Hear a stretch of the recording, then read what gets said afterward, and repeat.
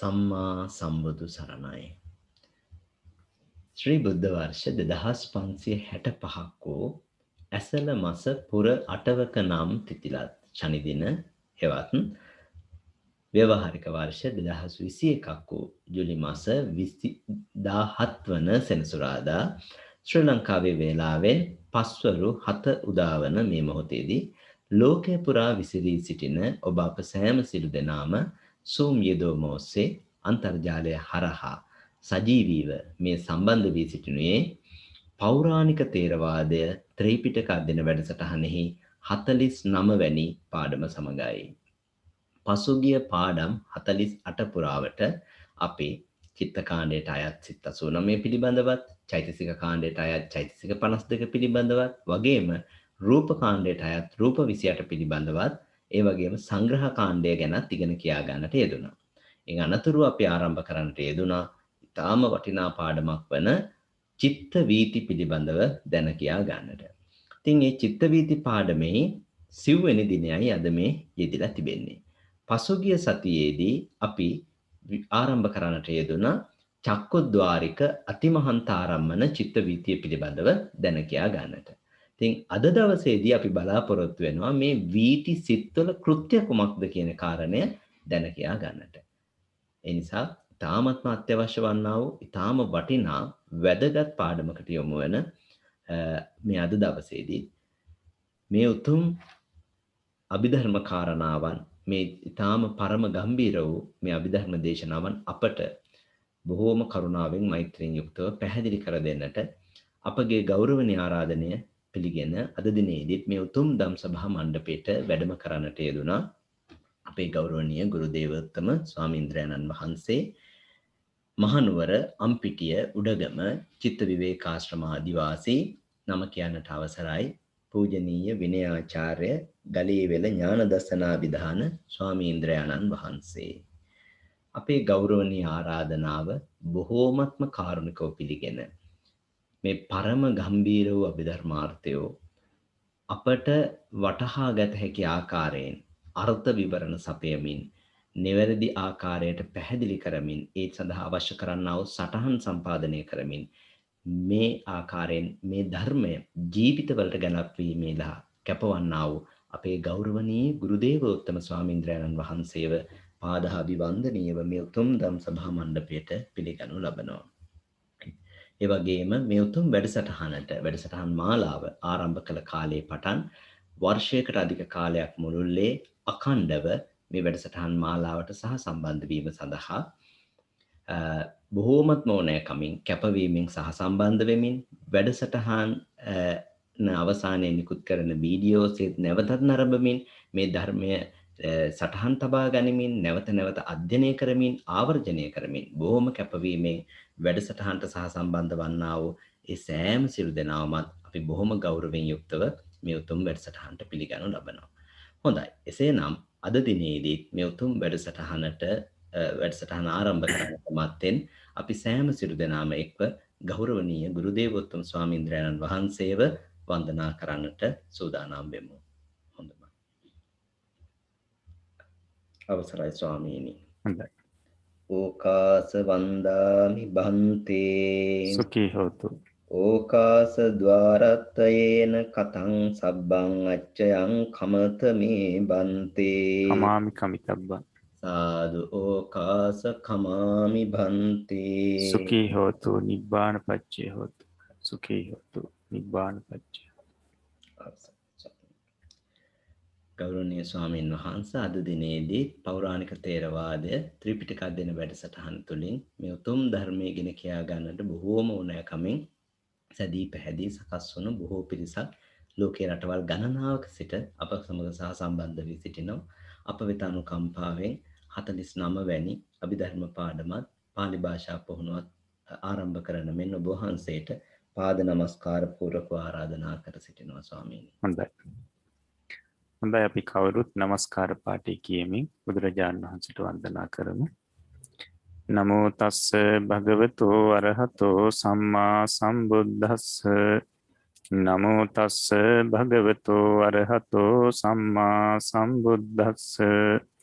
නමෝ තස්ස භගවතෝ අරහතෝ සම්මා සම්බුද්දස්ස. සෑම සියලු දෙනාටම තෙරුවන් සරණයි. අදත් අපි අපේ අභිධර්ම පාළි වැඩසටහනේ තවත් එක් දවසක් සම්පූර්ණ කරන්නයි මේ බලාපොරොත්තු වෙන්නේ. ඉතින් අපි එදා වීති සටහන් කියන පාඩමේ කොටසක් පැහැදිලි කරගත්තා. ඊළඟ ඉතුරු කොටසයි අද අපිට පැහැදිලි කරගන්න තියෙන්නේ. ඒ නිසායි පාඩම එතන ඉඳලා කියවන්න. අවසරයි ස්වාමීනි. ඒ සිත් තුදුසෙන් පංචද්වාරා වජ්ජනයෙන් කෙරෙන්නේ සිත් පරම්පරාව ප්‍රසාදේ ගැටුණු රූපාරම්මණය දෙසට හැරවීමය. රූපය දක්නේ චක්කු විඤ්ඤාණය. වර්ණ මාත්‍රය දැක චක්කු විඤ්ඤාණය නිරුද්ධ වන නිසා එය ඇති වූ පමණින්ම ප්‍රසාදෙහි ගැටුණු රූපය පිළිබඳ දැනුම සම්පූර්ණ නොවේ. එය සම්පූර්ණ කිරීම පිණිස චක්කු විඤ්ඤාණය නිරුද්ධ වනු සමගම එයින් දුටු රූපාරම්මණය ගනිමින් සම්පටිච්ඡනය උපදී. සම්පටිච්ඡනය නිරුද්ධ වනු සමගම එයින් රූපාරම්මණය විමසීම් වශයෙන් සම්තිරණය උපදී. සම්තිරණය නිරුද්ධ වනු සමගම ඒ විමසීම අනුව විනිශ්චය කරන ව්‍යවස්ථාපන චිත්තය උපදී. ව්‍යවස්ථාපනය නිරුද්ධ වූ පසු එයින් විනිශ්චය කළ රූපාරම්මණයේ සැටි හොඳින් ගනිමින් ජවන චිත්තය සත්වරක්ම උපදී. අරමුණු හොඳින්ම ගන්නා සිත ජවනයය.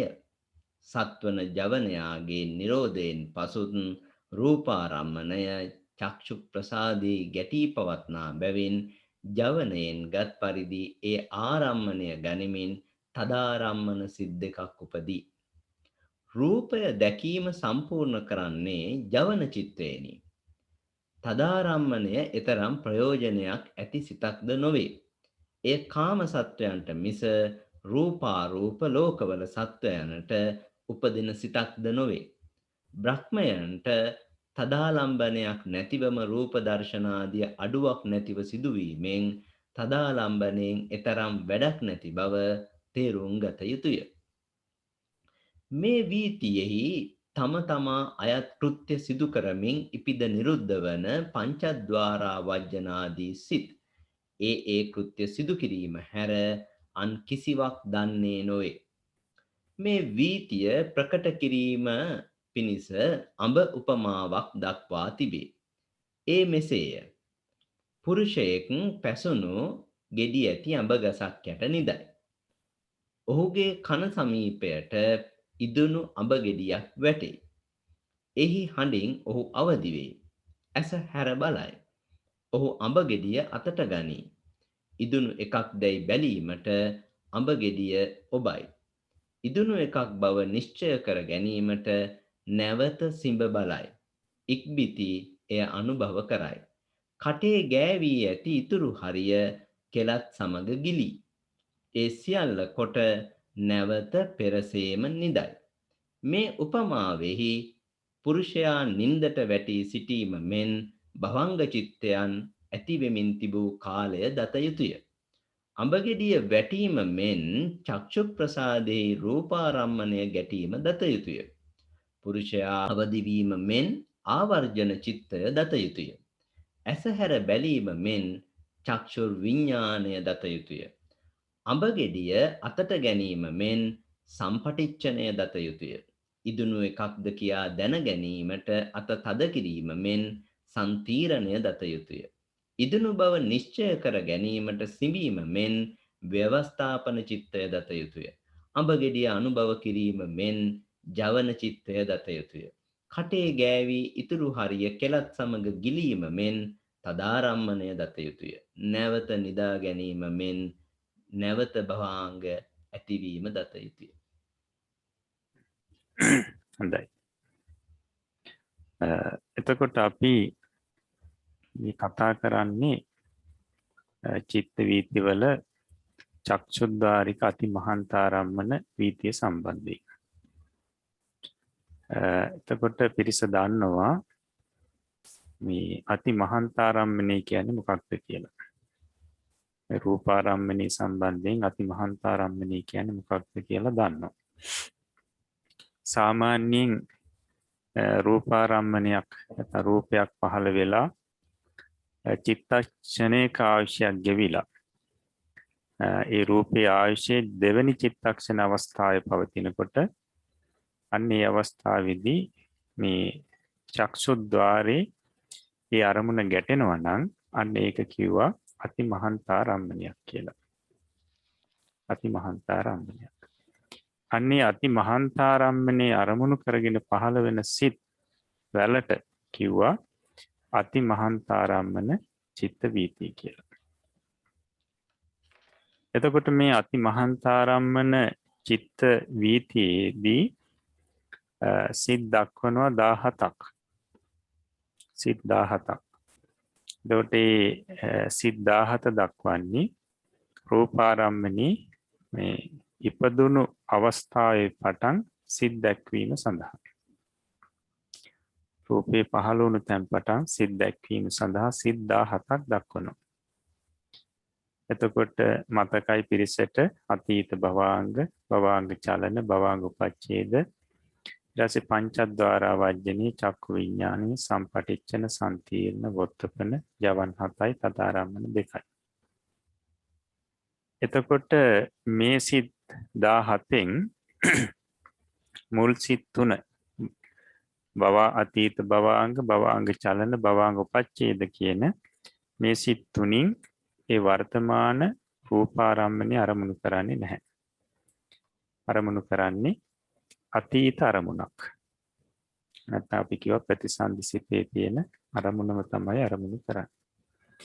නමුත් එතන පටන් තියෙන පංචද්වාරා වජ්ජන සිත ඊට පස්සේ චක්ක විඥාන සම්පටිච්ඡනාදී මේ තදාරම්මන සිත් දක්වාම තියෙන සිත් 14 අර වර්තමාන රූපාරම්මණයයි අරමුණු කරන්නේ. වර්ණ රූපයයි අරමුණු කරන්නේ. එතකොට ඒ නිසා තමයි අපිට පෙර දවසේ මේ පාඩමෙන් පැහැදිලි කරේ මේ සිත් 14 වර්තමාන රූපාරම්මණය අරමුණු කරනවා කියලා. එහෙම නැත්නම් ප්‍රසාදේ ගැටුණු චක්ෂුද්්වාරේ ගැටුණු චක්ෂු ප්‍රසාදේ ගැටුණු ඒ රූපාරම්මණයයි මේ සිත් 14න් අරමුණු කරන්නේ. එතකොට මේ සිත් 14 ඒ රූපාරම්මණය සම්බන්ධයෙන් තමයි කටයුතු කරන්නේ. ප්‍රසාදේ ගැටුණු රූපාරම්මණය සම්බන්ධයෙන් තමයි මේ සිත් 14 කටයුතු කරන්නේ. ඒ සිත් වලට අදාළ කෘත්‍යයන් සිද්ධ කරන්නේ අන්න අර ප්‍රසාදේ ගැටුණු රූපාරම්මණය සම්බන්ධයෙන්. එතකොට අපිට අද ඉගෙන ගන්න පුළුවන් ඒ ප්‍රසාදේ ගැටුණු රූපාරම්මණය අරමුණු කරන සිත් වලින් කොයි විදිහටද ඒ රූපාරම්මණය සම්බන්ධයෙන් තම තමන්ගේ කෘත්‍ය සිද්ධ කරන්න කියලා. ඒකට ඒ සිදු කරන කෘත්‍ය කරන ආකාරය තමයි මේ පාඩමින් ඊළඟට පැහැදිලි කරන්නේ. ඒ නිසා මුලින්ම තමන් මේ සිත් මතකයේ තියාගන්න ඕනේ. ඒ කියන්නේ චක්ෂුද්්වාරික අතිමහන්තාරම්මන වීතිය පහළ වෙන්න පුළුවන් සිත් ප්‍රමාණය. වීති සිත් ප්‍රමාණය කොපමණද කියන එක මතකයේ තියාගන්න ඕනේ. එතකොට අපි මුලින් පාඩමකදී පැහැදිලි කරා චක්ෂුද්්වාරික සිත් කොච්චරද කියලා. 46ක් පැහැදිලි කරා. අන්නේ 46 මතකයේ තියෙන්න ඕනේ. එතකොට ආවර්ජන කෘත්‍ය කරමින් පංචද්වාරා වජ්ජනී පහළ වෙනවා. ඊට පස්සේ දර්ශන කෘත්‍ය සිද්ධ කරමින් චක්කු විඥාන සිත් දෙකක් තියෙනවා. මේ දෙකෙන් එකක් පහළ වෙනවා එක අවස්ථාවකදී. එකක් කුසල විපාකයි, එකක් අහේතුක නැත්නම් එකක් අකුසල විපාකයි. ඊට පස්සේ සම්පටිච්ඡන කෘත්‍ය සිද්ධ කරමින් සිත් දෙකක් පහළ වෙනවා. මේ දෙකෙන් එකක් එකවරකදී පහළ වෙන්නේ. ඊට පස්සේ සම්තීර්ණ කෘත්‍ය සිද්ධ කරමින් සිත් තුනක් තියෙනවා පහළ වෙනවා. ඒ තුනෙන් එකක් වරකට පහළ වෙනවා. එක චිත්ත වීතියකදී ඒ තුනෙන් එකයි පහළ වෙන්නේ සම්පීර්ණ කෘත්‍ය සිද්ධ කරමින්. ඊට පස්සේ වොත්තපන කෘත්‍ය සිද්ධ කරමින් පහළ වෙන්නේ උපේක්ෂා සහගත මනෝද්වාරා වජ්ජනි. ඊළඟට ජවන් කෘත්‍ය සිද්ධ කරමින් පහළ වෙනවා. පහළ වෙන්න පුළුවන් සිත් 29ක්. අපි කාම ජවන් 29 කියලා ඉගෙන ගත්තා. ඒ සිත් 29. අකුසල් සිත් 12.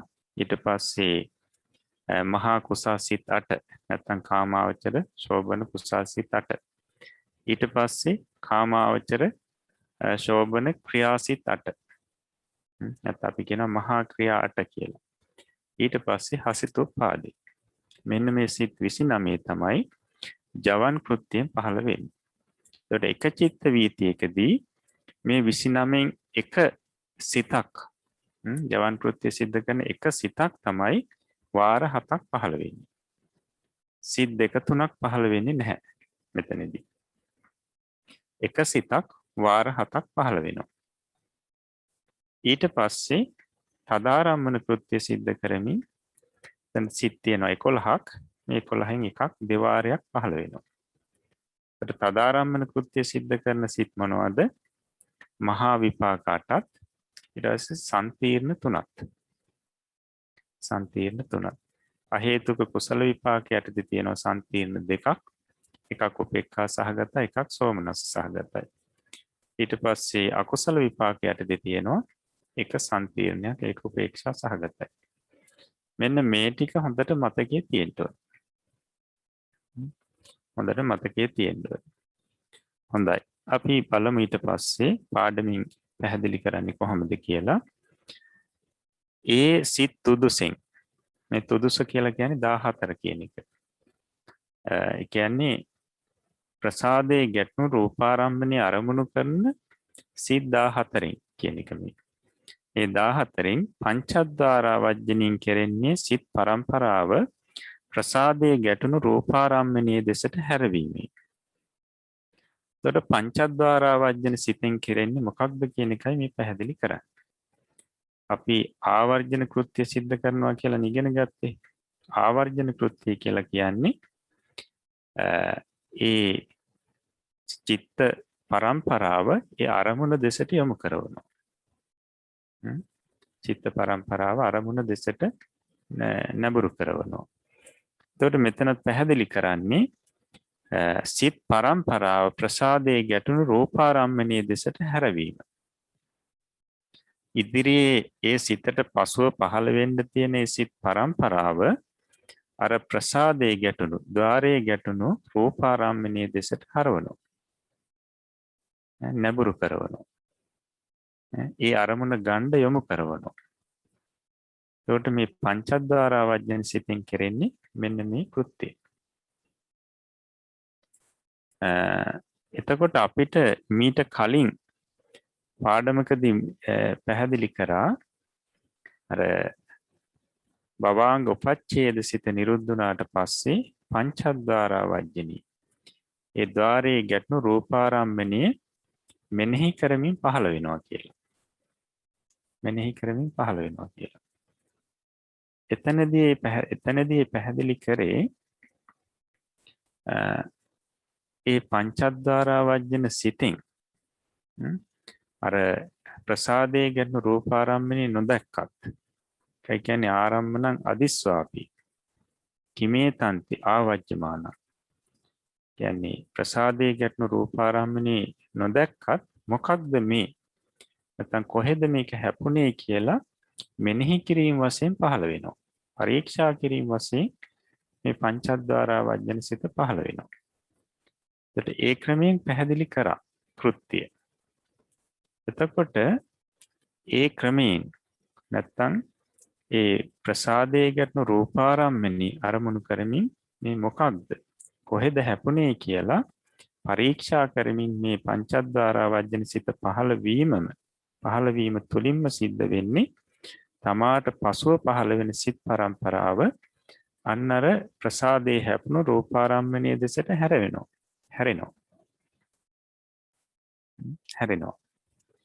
එතකොට ඒ රූපාරම්මණය මොකක්ද කොහෙද හැපුණේ කියලා පරීක්ෂා කිරීම තුළම සිද්ධ වෙන දෙයක් තමයි මේ ඊට පසුව පහළ වෙන සිත් පරම්පරාව අන්න අර ප්‍රසාදේ හැපුණු රූපාරම්මණයේ මේ දෙසට හැරෙන එක. ඒ නිසා තමයි මෙතන මේ ක්‍රමයෙන් පැහැදිලි කරන්නේ. ඒකට මේ දෙකේ වෙනසක් නැහැ. මේ පැහැදිලි කරපු අර්ථ දෙකේ හැපීමක් නැහැ. ඒක ඔය මම කියපු ආකාරයට තේරුම් ගන්න ඕනේ. එතකොට පංචද්වාර වජ්ජන සිතෙන් අන්න අර හැපුණු අරමුණ මොකක්ද කියලා කොහෙද හැපුණේ කියලා මෙනෙහි කරනකොටම නැත්තම් පරීක්ෂා කිරීම මේ නිසාම මොකද වෙන්නේ ඊට පසුව පහළ වෙන සිත් පරම්පරාව අන්න අර ප්‍රසාදයේ ගැටෙන රූපාරම්මණයේ දෙසට හැරෙනවා. හොඳයි. එතකොට මෙතනදී පැහැදිලි කර යන්නේ නිසයි පංචද්වාර වජ්ජනෙන් කෙරෙන්නේ සිත් පරම්පරාව ප්‍රසාදයේ ගැටෙන රූපාරම්මණයේ දෙසට හැරවීමය කියලා. හොඳයි. ඊට පස්සේ රූපේ දක්නේ චක්කු විඥානයේ. දැන් පංචද්වාර වජ්ජන සිතෙන් රූපේ දකින්නේ නැහැ. රූපේ දකින්නේ ප්‍රසාදයේ හැපුණු රූපේ අන්න මුලින්ම දැකගන්නේ චක්කු විඥාන සිතේ. චක්කු විඥාන සිත කොහෙද පහළ වෙන්නේ? චක්ෂුද්්වාරේ. දැන් චක්ෂු ප්‍රසාදී. චක්ෂු ප්‍රසාදේ පහළ වෙමින් අන්න අර ප්‍රසාදේ හැපුණු ద్వාරේ හැපුණු මේ රූපාරම්මණي දැක ගන්නවා. ඒකට හැපුණේ මෙන්න මේකයි කියලා හොඳින් දැක ගන්නවා. ඒ අවස්ථාවේදී අර වර්ණයේ අර වර්ණ රූප පරම්පරාවක් තියෙනවා. විශාල ප්‍රමාණයක් තියෙනවා. ඒ වර්ණ රූප ප්‍රමාණය එකක් හැටියට දකිනවා. දැක ගන්නවා. වර්ණ මාත්‍රයේ දැක චක්කු විඥානයේ නිරුද්ධ වෙන නිසා. එතකොට අර ඉදිරියේ තියෙන අර රූපාරම්මණී ඒ වර්ණ මාත්‍රයේ දැකලා මේ චක්කු විඥානය නිරුද්ධ වෙනවා. මොකද චිත්තක්ෂණේ කාලය ඉන්නේ පවතින්නේ. යම් ආකාරයකට දැකලා නිරුද්ධ වෙනවා. ඒ නිරුද්ධ වුණාට පස්සේ මේ නිරුද්ධ වීමෙන් අර ප්‍රසාදයේ හැපුණු රූපාරම්මණයේ සම්බන්ධයෙන් සම්පූර්ණ දැනුමක් ඇති වෙන්නේ නැහැ. ඒ චක්කු විඥාන සිතින් රූපාරම්මණය දැක්කට ඒ රූපාරම්මණය සම්බන්ධයෙන් දැනුම සම්පූර්ණ වෙන්නේ නැහැ. ඒ අවස්ථාවේදී වර්ණ මාත්‍රය දැකලා නිරුද්ධ වෙනවා. ඊට පස්සේ එය සම්පූර්ණ කිරීම පිණිස චක්කු විඥානයේ නිරුද්ධ වනු සමගම ඉන්ද්‍ර රූපාරම්මණය ගනිමින් සම්පටිච්ඡනි උපදී. එතකොට මේ රූපාරම්මණය සම්බන්ධයෙන් දැනුම සම්පූර්ණ නැහැනේ. වර්ණ මාත්‍රය දැකලා මේ චක්කු විඥානය නිරුද්ධ වුණා. ඊට පස්සේ මේ රූපාරම්මණය සම්බන්ධයෙන් දැනුම හරියට සම්පූර්ණ කරගන්නට නම් මෙතනින් එහාටත් මේ රූපාරම්මණය අරමුණු කරගෙන සිත් පහළ වෙන්න ඕනේ. අන්නේ ඒ නිසා ඊළඟට අර චක්ක විඥාන සිතින් රූපාරම්මණේ යම් ආකාරයකටද දැක්කේ අන්නේ දැකපු ආකාරයටම ඒ රූපාරම්මණේ ගනිමින් අරමුණු කරමින් සම්පටිච්ඡන සිත පහළ වෙනවා. සම්පටිච්ඡන සිත පහළ වෙන. එතකොට මුලින්ම පංචද්වාර වජ්ජන සිත පහළ වුණේ හදවතේ හෘදේ වස්තුවේ. දැන් චක්කු විඥානේ පහළ වුණේ මේ චක්කු ප්‍රසාදේ. ඊළඟට නැවත දැන් මේ සම්පටිච්ඡන සිත නැවත පහළ වෙන්නේ හෘදේ වස්තුවේ. ඒක නිකන් අර චක්කු විඥානයෙන් රූපාරම්මණේ දැකලා ඊට පස්සේ නිරුද්ධ වෙනකොටම ඒ රූපාරම්මණේ දැකපු රූපාරම්මණයට ගිලිහෙන්න දෙන්නේ නැතුව හරියට හදවතට පිළිගන්නවා වගේ හදවතින් පිළිගන්නවා වගේ තමයි අර සම්පටිච්ඡන සිත ඒ රූපාරම්මණේ ගනිමින් හදවතේ හෘදේ වස්තුවේ පහළ වෙන්නේ. කොට චක්ෂු ద్వාරේ හැපුණු රූපාරම්මණේ චක්කු විඥාන සිතින් යම් ආකාරයකට දැකගත්තේ අන්නේ දැකගත්තු ආකාරයෙන්ම ඒ අරමුණ මේ සම්පටිච්ඡන සිතින් පිළිගැනීම වශයෙන් හෘද වස්තුවේ පහළ වෙනවා මේ සිත. එතකොට ඒ සිතින් කෙරෙන්නේ අරමුණ පිළිගැනීම පමණයි. එතකොට චක්කු විඤ්ඤාණ සිතින් සිද්ධ වුණේ රූපාරම්මනේ දැකීම පමණයි. එතකොට ආවර්ජන සිතින් සිද්ධ වුණේ පංචද්වාර ආවර්ජන සිතින් සිද්ධ වුණේ ඒ රූපාරම්මනේ දෙසට ඒ සිත් පරම්පරාව යොමු කිරීම පමණයි. එතකොට බලන්න ඒ සිත්වල කෘත්‍ය. ඊට පස්සේ සම්තීර්ණ සිත පැහැදිලි කරනවා සම්පටිච්ඡන ය නිරුද්ධ වනු සමගම එයින් රූපාරම්මනේ විමසීම් වශයෙන් සම්තීර්ණ සිත උපදී. සම්පටිච්ඡන සිතෙන් රූපාරම්මනේ පිළිගත්තා. ඊට පස්සේ සිත නිරුද්ධ වෙනකොටම සම්තීර්ණ සිතින් අන්නර සම්පටිච්ඡනෙන් ඒ ගත්තු රූපාරම්මනේම ගනිමින් ඒ විමසීම් වශයෙන් පරීක්ෂා කිරීම වශයෙන් සම්තීර්ණ සිත පහළ වෙනවා. මොකක්ද මේ? මේ ඇලීමට සුදුසු එකක්ද? ගැටීමට සුදුසු එකක්ද? පැහැදීමට සුදුසු එකක්ද?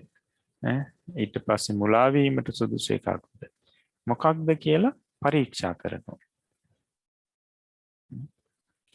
ඊට පස්සේ සම්පීඩනයේ නිරුද්ධ වනු සමගම ඒ විමසීම අනුව විනිශ්චය කරන ව්‍යවස්ථාපන චිත්තය උපදී. අන්න සම්තීර්ණ සිතින් අරමුණ පරීක්ෂා කරා විමසුවා. ඊට පස්සේ ඒ විමසපු ආකාරයටම වොත්තපන සිතින් ඒ විනිශ්චය කරමි. නිශ්චය කරමි. ස්ථිර කරමි. වොත්තපන සිත පහළ වෙනවා. මේක ඇලිය යුතු අරමුණක්. මේක ගැටිය යුතු අරමුණක්. ඊට පස්සේ මේක මුලා විය යුතු අරමුණක්. එහෙම නැත්නම් මේ පැහැදිය යුතු අරමුණක්. මේ විදිහට විනිශ්චය කරනවා. එතකොට වොත්තපන සිතෙන් කෙරෙන්නේ අරමුණ නිශ්චය කරනවා. විනිශ්චය කරනවා. ඊට පස්සේ විවස්ථාපනයේ නිරුද්ධ වූ පසු එයින් විනිශ්චය කළ පරිදි රූපාරම්මණයේ සැටි හොඳින් ගනිමින් ජවන චිත්තේ සත්වරක්ම උපදී. කොට විවස්ථාපන සිත නිරුද්ධ වුණාට පස්සේ අන්නේ විවස්ථාපන සිතින් නැත්නම් වොත්තපන සිතින් විනිශ්චය කරපු ආකාරයට විනිශ්චය කළ ආකාරයටම අර රූපාරම්මණයේ ගනිමින් ඒ වොත්තපන සිතට අරමුණු වුණු ඒ රූපාරම්මණයම ගනිමින් ජවන් සිත සත්වාරයක් පහළ වෙනවා. අර කාම ජවන් 29න් එකක් වාර 7ක් පහළ වෙනවා. වාර 7ක් පහළ වෙනවා. එතකොට ඒ අවස්ථාවේදී තමයි අරමුණ හොඳින් ග්‍රහණය කරගන්නේ. මේ ජවන් අවස්ථාවේදී. අරමුණ හොඳින් ග්‍රහණය කරගන්නවා. අරමුණේ රසය හොඳින් ගන්නවා. අරමුණ තදින් ග්‍රහණය කරගන්නේ මෙන්න මේ ජවන් අවස්ථාවේදී. ඒ වොත්තපන සිතින් විනිශ්චය කරපු ආකාරයට ඒ ආකාරයට තමයි ජවන් පහළ වෙන්නේ. එතකොට ඒක මම පසුව පැහැදිලි කරලා දෙන්නම්. එතකොට වන් අතර පළවෙනි ජවනේ ටිකක් දුර්වලයි ඒ ජවනේ. දෙවෙනි ජවනේ ඊට වඩා බලවත්. තුන්වෙනි ජවනේ ඊටත් වඩා බලවත්. හතරවෙනි ජවනේ අර තුනටම වඩා බලවත්. ඊළඟට පස්වෙනි ජවනේ නැවතත් දුර්වලයි. හතරවෙනි ජවනේට වඩා දුර්වලයි. ඊට පස්සේ හයවෙනි ජවනේ පස්වෙනි ජවනේට වඩා දුර්වලයි. හත්වෙනි ජවනේ ඊටත් වඩා දුර්වලයි. එතකොට මේ ජවන් හතේ දුර්වලම ජවනේ තමයි පළවෙනි එක. ඊට පස්සේ දුර්වල ජවනේ හත්වෙනි එක. අවසාන ජවනේ. මැද පහ බලවත්. අර දෙකට වඩා බලවත්. එතකොට මෙන්න මේ ජවන් අවස්ථාවේදී තමයි මේ කර්ම රැස් වෙන්නේ. කර්ම රැස් වෙන්නේ කුසලයක් හෝ අකුසලයක් වෙන්නේ මෙන්න මේ අවස්ථාවේදී. එතකොට රහතන් වහන්සේලාට පහළ වෙන ජවන් මෙතනදී පැහැදිලි කරන්නේ 9ක්. මේ ක්‍රියා ජවන්. මහා ක්‍රියා 8ත් හසිතෝපාදයක්. ඒකට මේ වලින් කර්ම රැස් වෙන්නේ නැහැ. ඒවා රහතන් වහන්සේලාට පහළ වෙන්නේ. ඉතුරු ජවන්. එතකොට තියෙනවා 20ක්. මෙන්න මේ 20 අතරින් අකුසල් ජවන් පහළ වෙනකොට අන්න අනාගතයේදී අනිෂ්ට විපාක ගෙන දීමට කර්ම රැස් වෙනවා. ඊට පස්සේ කුසල් ජවන් පහළ වෙනවා නම් කුසල් ජවනයක් නම් 7 වාරයක් පහළ වෙන්නේ අනාගත ඉෂ්ට විපාක ලබා දීමට හේතු වන කර්ම රැස් වෙනවා.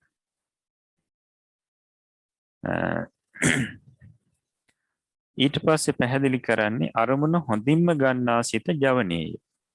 මේ අරමුණ හොඳින්ම ග්‍රහණය කරගන්නේ ජවන් සිත් වලින්. ජවන් සිත් වලින් තමයි අරමුණ හොඳින්ම ග්‍රහණය කරගන්නේ. අරමුණේ ආකාරය හොඳින්ම ගන්නේ ජවන් සිත් වලින්. අපි පැහැදිලි කරන්නේ මේ ජවනය දීම් ගැනීම ඊට පස්සේ කතා කිරීම ආදී මේවා සම්බන්ධයෙන් අධික චිත්ත වේගය. ජවන් කෘත්‍ය කියලා. එතකොට මේ චිත්ත වීතියේ බලවත් සිත් හැටියට තියෙන්නේ ප්‍රධාන සිත් හැටියට තියෙන්නේ මේ ජවන් සිත්. ඊට පස්සේ සත්වන ජවනියාගේ නිරෝධයෙන් පසුත් රූපාරම්මනේ චක්කු ප්‍රසාදයේ ගැටී පවත්නා බැවින් ජවනයෙන් ගත් පරිදි ආරම්මනේ ගනිමින් තදාරම්මන සිත් දෙකක් උපදී. දැන් අර චක්ෂුද්්වාරේ නැත්නම් චක්ෂු ප්‍රසාදේ මේ රූපාරම්මනේ හැපෙනවනේ මුලින්ම. ඒ කියන්නේ භවාංග චලන අවස්ථාවේදී රූපාරම්මනේ හැපෙනවා. එතකොට මේ රූපාරම්මනේ හැපීම කියලා කියන්නේ චක්ෂු ප්‍රසාදයට අරමුණු වෙමින් පවතිනවා. චක්ෂු ප්‍රසාදයට අරමුණු වෙනවා. එතකොට මේ හැපීම එහෙම නැත්නම් මේ අරමුණු වීම මේ රූපාරම්මනේ නිරුද්ධ වෙන තෙක්ම සිද්ධ වෙනවා. මේ චක්ෂු ප්‍රසාදයට අරමුණු වීම රූපාරම්මනේ නිරුද්ධ වෙන තෙක්ම සිද්ධ වෙනවා. එතකොට දැන් මේ වෙලාව වෙනකොට ජවන් 7 නිරුද්ධ වෙන වෙලාව වෙනකොට තාම චක්ෂු ප්‍රසාදයට දැන් චක්ෂු ద్వාරයට මේ රූපාරම්මනේ අරමුණු වෙමින් පවතින්නේ. එහෙම නැත්නම් ගැටී පවතිනවා. රූපාරම්මනේ චක්ෂු ප්‍රසාදයේ ගැටී පවතිනවා.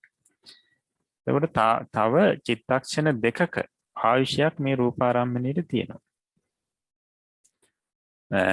අන්න ඒ නිසා තවත් සිත් දෙකක් මේ රූපාරම්මණය සම්බන්ධයෙන් පහළ වෙන්න අවස්ථාව තියෙනවා. ඒ නිසා ජවනයෙන් ගත්තු ඒ රූපාරම්මණයම ගනිමින් තදාරම්මන කෘත්‍ය කරන සිතක් දේවතාවක් පහළ වෙනවා. මේ රූපාරම්මණය අරමුණු කරමින් තදාරම්මන කෘත්‍ය කරන තදාරම්මන කෘත්‍ය කියලා කියන්නේ ජවනයෙන් ගත් අරමුණම ගැනීම. එතකොට මේ සිත් විපාක සිත්. මේ සිත් වලින් කර්ම රැස් වෙන්නේ නැහැ. තදාරම්මන සිත් වලින් මේවා පෙර කරපු කුසල් හෝ අකුසල් වල විපාක විදියට ලැබෙන සිත්. එතකොට මේ සිත් වලින් කෙරෙන්නේ අර ජවන් සිත් වලින් ගත්තු අරමුණම ගනිමින් දේවතාවක් පහළ වීම. එච්චරයි. එතකොට තදාරම්මන සිත් 11න් එකක් අර ජවන් වලින් ගත්තු අර ප්‍රසාදේ හැපුණු රූපාරම්මණයම ගනිමින් නැත්නම් චක්කු විඥාණයෙන් ගත්තු ඒ රූපාරම්මණීය ආකාරයෙන්ම ගනිමින් තදාරම්මනේ එක සිතක් දේවතාවක් පහළ වෙනවා. ඒ දෙවෙනි තදාරම්මණයත් එක්කම අර රූපාරම්මණීය ආයශත් ඉවරයි. ඒ වගේම ප්‍රසාදයේ ගැටීමත් අවසන්. ඊට පස්සේ ආයේ ඒ අරමුණු කරගෙන ඒ වර්තමානයේ පහළ වෙලා නිරුද්ධ වුණු රූපාරම්මණය අරමුණු කරගෙන ආයේ නැවත සිත් පහළ වෙන්නේ නැහැ. වීති සිත්. ඊට පස්සේ පහළ වෙන්නේ නැවත භවාංග සිත්. එතකොට රූපය දැකීම සම්පූර්ණ කරන්නේ ජවන චිත්තේනි. ඒතර මේ රූපය දැකීම හොඳින් දැකීම කියන එක සම්පූර්ණ වෙන්නේ ජවන් සිත් වලින්. ජවන් සිත් වලින් තමයි රූපාරම්මණී සම්බන්ධයෙන් දැකීම සම්පූර්ණ වෙන්නේ. ඒ කටයුතු සම්පූර්ණ වෙන්නේ. තදාරම්මනේ තරම් ප්‍රයෝජනයක් ඇති සිතක්ද නොවේ. තදාරම්මනේ කියන්නේ තරම් ප්‍රයෝජනයක් ඇති සිතක් නෙවෙයි. රූපේ දැකීම සම්පූර්ණ වෙනවා ජවන් වලදී. ඒ කාම සත්‍යයන්ට මිස අරූප ලෝකවල සත්‍යයන්ට උපදින සිතක්ද නොවේ. බ්‍රහ්මයන්ට තදාලම්බනයක් නැතිවම රූප දර්ශනාදී අඩුවක් නැතුව සිදුවීමෙන් තදාලම්බණයෙන් තරම් වැඩක් නැති බව තේරුම් ගත යුතුය. මේ තදාරම්මන සිත් පහළ වෙන්නේ සාමාන්‍යයෙන් අපි මේ චක්ෂුද්්වාරික වීති හෝ පංචද්්වාරික වීති ආදීදී මේ තදාරම්මන පහළ වෙන්නේ කාම සත්‍යයන්ට පමණයි. කාම සත්‍යය කියලා කියන්නේ මේ මනුෂ්‍ය ලෝකේ ඉන්න සත්‍යය ඊළඟට සතර අපායේ ඊට පස්සේ දිව්‍ය ලෝක 6. මේ 11 කාම ලෝකේ ඉන්න සත්‍යයන්ට තමයි මේ තදාරම්මන සිත් පහළ වෙන්නේ. යවණින් පස්සේ. නමුත් රූප ලෝකේ ඉන්න බ්‍රහ්මයන්ටවත් අරූප ලෝකේ ඉන්න මේ බ්‍රහ්මයන්ටවත් තදාරම්මන පහළ වෙන්නේ නැහැ. තදාරම්මන සිත් පහළ වෙන්නේ නැහැ. එහෙම පහළ නොවුනා කියලා ඒ බ්‍රහ්මයන්ට රූප දැකීමේ අසම්පූර්ණත්වයක් නැහැ. රූප දැකීම සම්පූර්ණයි. රූපය හොඳින් දකින්න. ඒ නිසා මේ තදාරම්මන සිත් තරම් ප්‍රයෝජනයක් ඇති සිත් හැටියට සලකන්න අවශ්‍ය නැහැ කියන එකයි මේ පොතේදී පැහැදිලි කරන්නේ.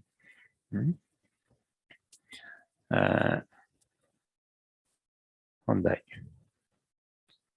එතකොට දැන් මේ පාඩමියේදී පැහැදිලි කරා මේ ජවන් සිත් පහළ වෙන්නේ.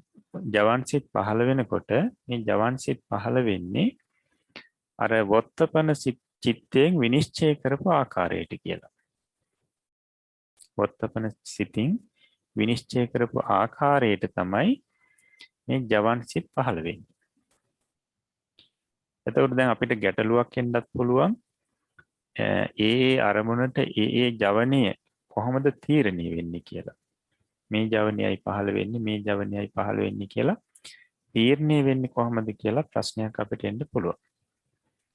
එතකොට මෙතනදී පැහැදිලි කරේ මේ වොත්තපන සිතින් විනිශ්චය කරපු ආකාරයට ඊට අනුකූලව තමයි ජවන් සිත් පහළ වෙන්නේ කියලා. එහෙමනම් මේ වොත්තපන සිත කියන සිත බොහොම තීරණාත්මක සිතක්. මොකද කර්ම රැස්වීම ජවන් වලින් වෙන්නේ. එතකොට එබඳු ජවන් මෙන්න මේ ජවනයයි මෙතනදී මේ චිත්ත වීතියේදී පහළ වෙන්නේ මේ අරමුණේ පහළ වෙන්නේ කියන එක විනිශ්චය කිරීමේලා මේ වොත්තපන සිත ප්‍රධානයි. එතකොට දැන් සාමාන්‍යයෙන් අපි දකින අරමුණු වල රූප නැත්නම් අපි ගමුකෝ රූපාරම්මනේ චක්ෂු ප්‍රසාදේ හැපෙන රූපාරම්මන අති ඉෂ්ඨ ආරම්මන තියෙනවා. එන අතිශයින් ලස්සන ආරම්මන. ඊට පස්සේ ඉෂ්ඨ මධ්‍යස්ත. ඒ කියන්නේ හොඳ අරමුණක් හැබැයි අර මේ අතිශයින් හොඳ අරමුණක් නෙවෙයි. අතිශයින් ඉෂ්ඨ අරමුණක් නෙවෙයි. අතිශයින් ලස්සන අරමුණක් නෙවෙයි. හැබැයි ඉෂ්ඨයි. බෙද අරමුණ වලට කියන ඉෂ්ඨ මධ්‍යස්ථ අරමුණු කියලා. ඊට පස්සේ අනිෂ්ඨ අරමුණු. නැත්නම් අපි කියන්නේ අකමැති අරමුණු. නේද? අවලස්සන අරමුණු.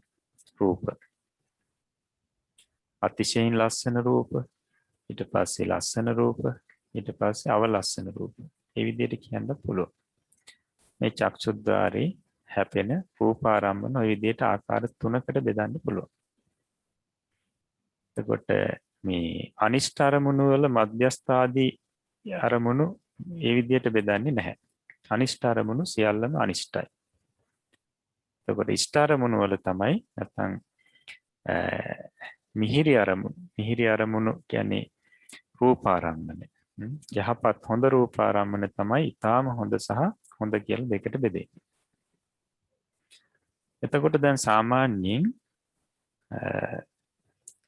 චක්ෂු ප්‍රසාදේ හැපෙනවා රූපාරම්මණයක්. රූපාරම්මණයක් හැපෙනවා. ඒක අපි හිතමුකෝ ඉෂ්ඨ අති ඉෂ්ඨාරම්මණයක් හෝ ඉෂ්ඨාරම්මණයක් හැපෙනවා. ඊට පස්සේ පංචද්වාරා වජ්ජන සිත පහළ වෙනවා. ඊට පස්සේ රූපාරම්මණය දකිමින් චක්කු විඥාන සිත පහළ වෙනවා. ඊට පස්සේ පිළිගනිමින් සම්පටිච්ඡන සිත පහළ වෙනවා. ඊට පස්සේ ඒ ගැන විමසමින් පරීක්ෂා කරමින් මේක ඇලීමට සුදුසු අරමුණක්ද ගැටීමට සුදුසු අරමුණක්ද ආදී විදිහට මෙහෙම පරීක්ෂා කරමින් සම්පීර්ණ සිත පහළ වෙනවා. ඊළඟට විවස්ථාපන සිතින් අන්න අර දැකපු රූපාරම්මණී ඉෂ්ට හෝ අතිෂ්ඨ ආරම්මණයක් නම් අන්න අර වොත්තපන සිතින් මෙය ඇලිය යුතු අරමුණක් කියලා නිශ්චය කරොත් ඊට පස්සේ ලෝභ සහගත සිත් 8න් එක සිතක් තමයි වාර 7ක් ජවන් සිත් ඇටීට පහළ වෙන්නේ. වාර 7ක් ජවන් කෘත්‍ය සිද්ධ කරමින් ඒ සිත් 8න් එකක් පහළ වෙනවා. එතකොට ඒකයි කියන්නේ වොත්තපන සිතෙන් විනිශ්චය කරපු ආකාරයට විනිශ්චය කරපු මේ හැටියට ඒ ආකාරයෙන් ජවන් පහළ වෙනවා කියලා. ඊට පස්සේ අනිෂ්ඨාරම්මණයක් මේ චක්ෂුද්්වාරේ හැපෙන. ඊට පස්සේ චක්කු විඥාන සිතින් ඒක දැක ගන්නවා. ඊට පස්සේ අරමුණ පිළි අරගෙන එය විමසමින් ඊට පස්සේ වොත්තපන සිතින් විනිශ්චය කරොත් මෙය ගැටිය යුතු අරමුණක් කියලා. ගැටීමට සුදුසු අරමුණක් කියලා විනිශ්චය කරොත් ඊට පස්සේ ජවන් විදිහට පහළ වෙන්නේ ද්වේෂ මූල සිද්දකින් එකක්. ඊට පස්සේ ඉෂ්ඨ අරමුණක් වේවා අනිෂ්ඨ අරමුණක් වේවා චක්කු විඥාන සිතින් දැකලා ඊට පස්සේ සම්පටිච්ඡනාදී සිත් වලින් පිළි අරගෙන ඒවා විමසලා වොත්තපණී ඒ අරමුණ සම්බන්ධයෙන් මුලා වෙනවා නම් මේ පැහැදිලි නිශ්චය පැහැදිලි නැත්නම් අන්න ඊට පස්සේ මෝහ මූල සිද්දකින් එකක් ජවන් කෘත්‍යයෙන් වාර 7ක් පහළ වෙනවා. ඊට පස්සේ ඉෂ්ඨ ආරම්මණයක් වේවා අතිෂ්ඨ අරමුණක් වේවා එහෙම නැත්නම් අනිෂ්ඨ ආරම්මණයක් හෝ වේවා චක්කු විඥාන සිතින් දැකලා ඊට පස්සේ සම්පටිච්ඡනාදී සිත් වලින් පිළි අරගෙන විමසලා වොත්තපන සිතින් ඒ අරමුණ තත්ත්ව පරිද්දෙන් නිශ්චය කරනවා නම් විනිශ්චය කරනවා නම් මේ අනිත්‍ය ධර්මයක් මේක දුක්ඛ ධර්මයක් අනාත්ම ධර්මයක් අසුභ ධර්මයක් ආදී විදියට හෝ විනිශ්චය කරනවා නම් අන්න ඊට පස්සේ සාමාන්‍ය තැනැත්තෙකුට අර කාමාවචර කුසල් සිත් 8න් මහා කුසල් සිත් 8න් එකක් ජවන් කෘත්‍යයෙන් වාර 7ක් පහළ වෙනවා.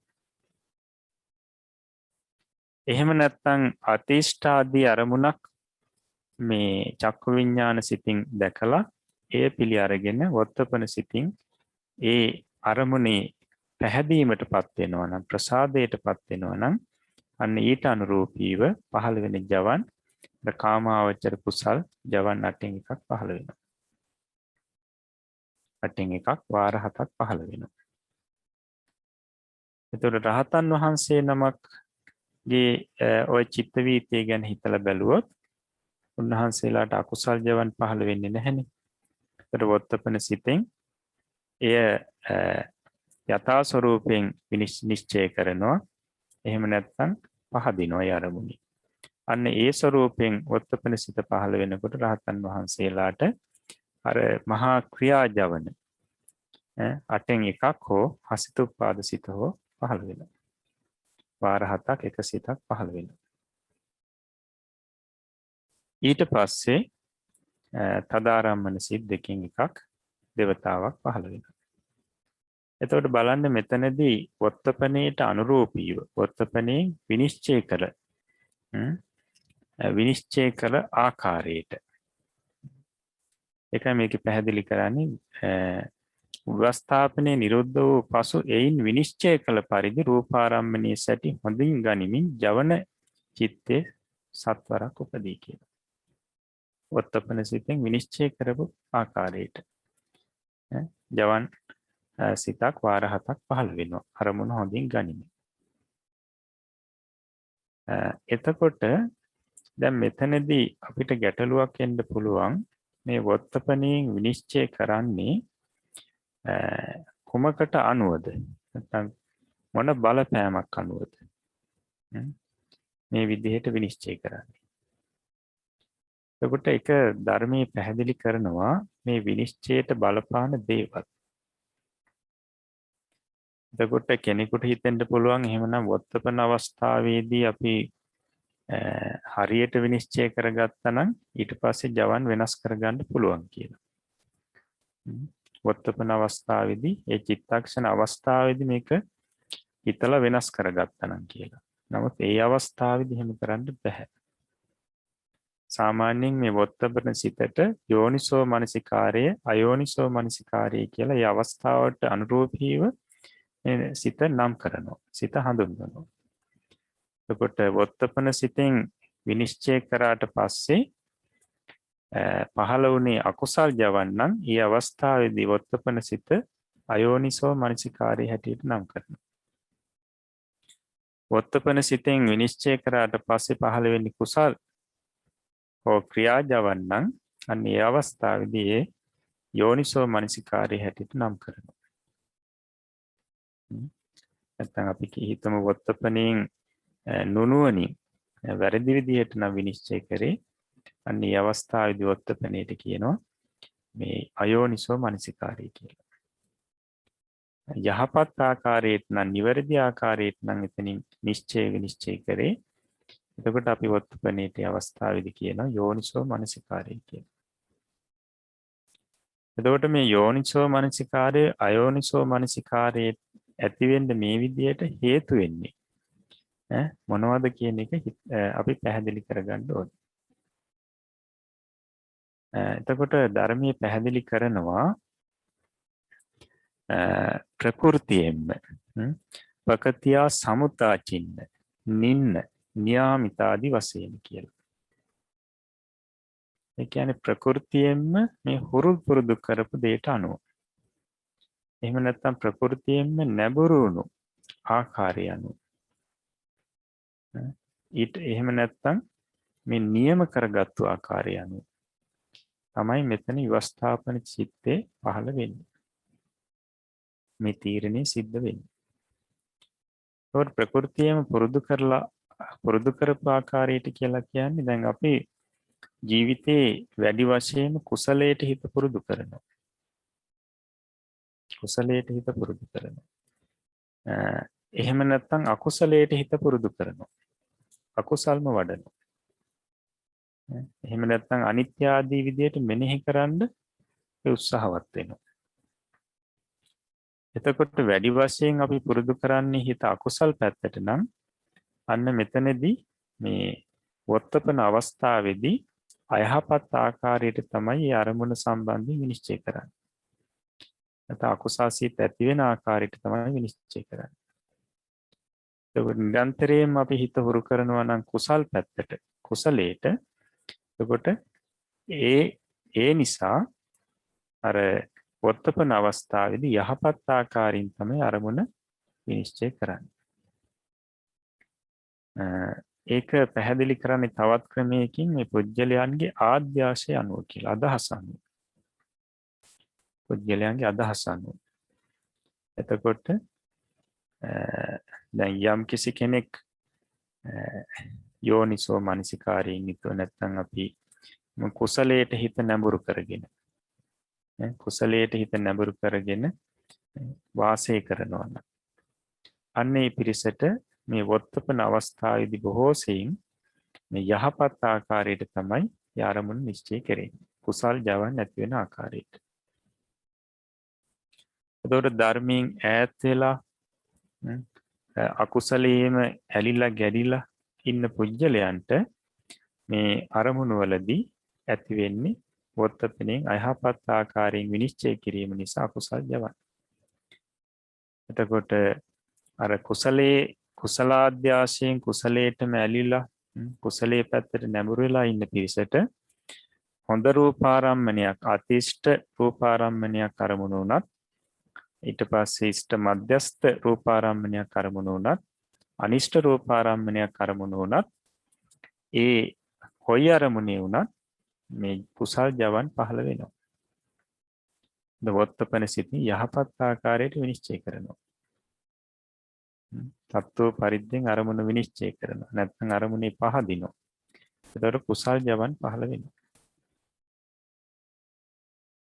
එතකොට අකුසලයට නැඹුරු වෙලා අකුසලයේම වැඩිපුර පුරුදු කරමින් ධර්මයෙන් ඈත් වෙලා බණක්වත් අහන්නේ නැතිව එහෙම ඉන්න පිරිසට අර අතිෂ්ඨාරම්මණයක් රූපාරම්මණයක් අරමුණු වුණත් ඊට පස්සේ ඉෂ්ඨ මධ්‍යස්ථ රූපාරම්මණයක් අරමුණු වුණත් අනිෂ්ඨ රූපාරම්මණයක් අරමුණු වුණත් පහළ වෙන්නේ මේ අකුසල් ජවන්. අකුසල් ජවන් පහළ වෙන ආකාරයෙන් තමයි වොත්තපනේ විනිශ්චය කරන්නේ. නිරන්තරයෙන් මේ හිත సంతානි හුරු වෙලා තියෙන්නේ මේ අකුසලයට. ඒ නිසා નિરાයාසයෙන්ම කුමන අරමුණක් දැක්කත් අකුසල් ජවන් පහළ වෙන්න තමයි මේ වොත්තපනේ විනිශ්චය වෙන්නේ. විනිශ්චය සිද්ධ වෙන්නේ. එතකොට මේකේ නින්න කියලා පැහැදිලි කරන්නේ තමන් කුසලයට බර වෙලා ඉන්නවනම් කුසල් ජවන් තමයි පහළ වෙන්නේ. ජීවිත අකුසලයට හිත නැඹුරු කරගෙන ඉන්නවනම් බොහෝ දුරට අකුසල් ජවන්. ඊට පස්සේ නියාමිත නියම කරගත්තු විදිහට දැන් මෙන්න මේ රූපේ හොඳ එකක්. මේක නරක එකක්. මේ පුජ්‍යලයා හොඳ කෙනෙක්. මේ පුජ්‍යලයා නරක කෙනෙක්. ඔන්න ඔය විදිහට අපි මේ රූපේ සම්බන්ධ රූපාරම්මන බෙදාගෙන ඉන්නවා. ඒත් එහෙම බෙදාගෙන ඉන්නකොටත් ඒ අයහපත් කියලා බෙදාගෙන තීරණය කරගෙන හිටපු රූපාරම්මන අරමුණු වෙනකොට ඒත් වොත්තපණෙන් එය අයහපත් විදිහට විනිශ්චය කරනවා. එතකොට ගොඩක් දුරට ද්වේෂ මූලසික ජවන් විදිහට පහළ වෙනවා.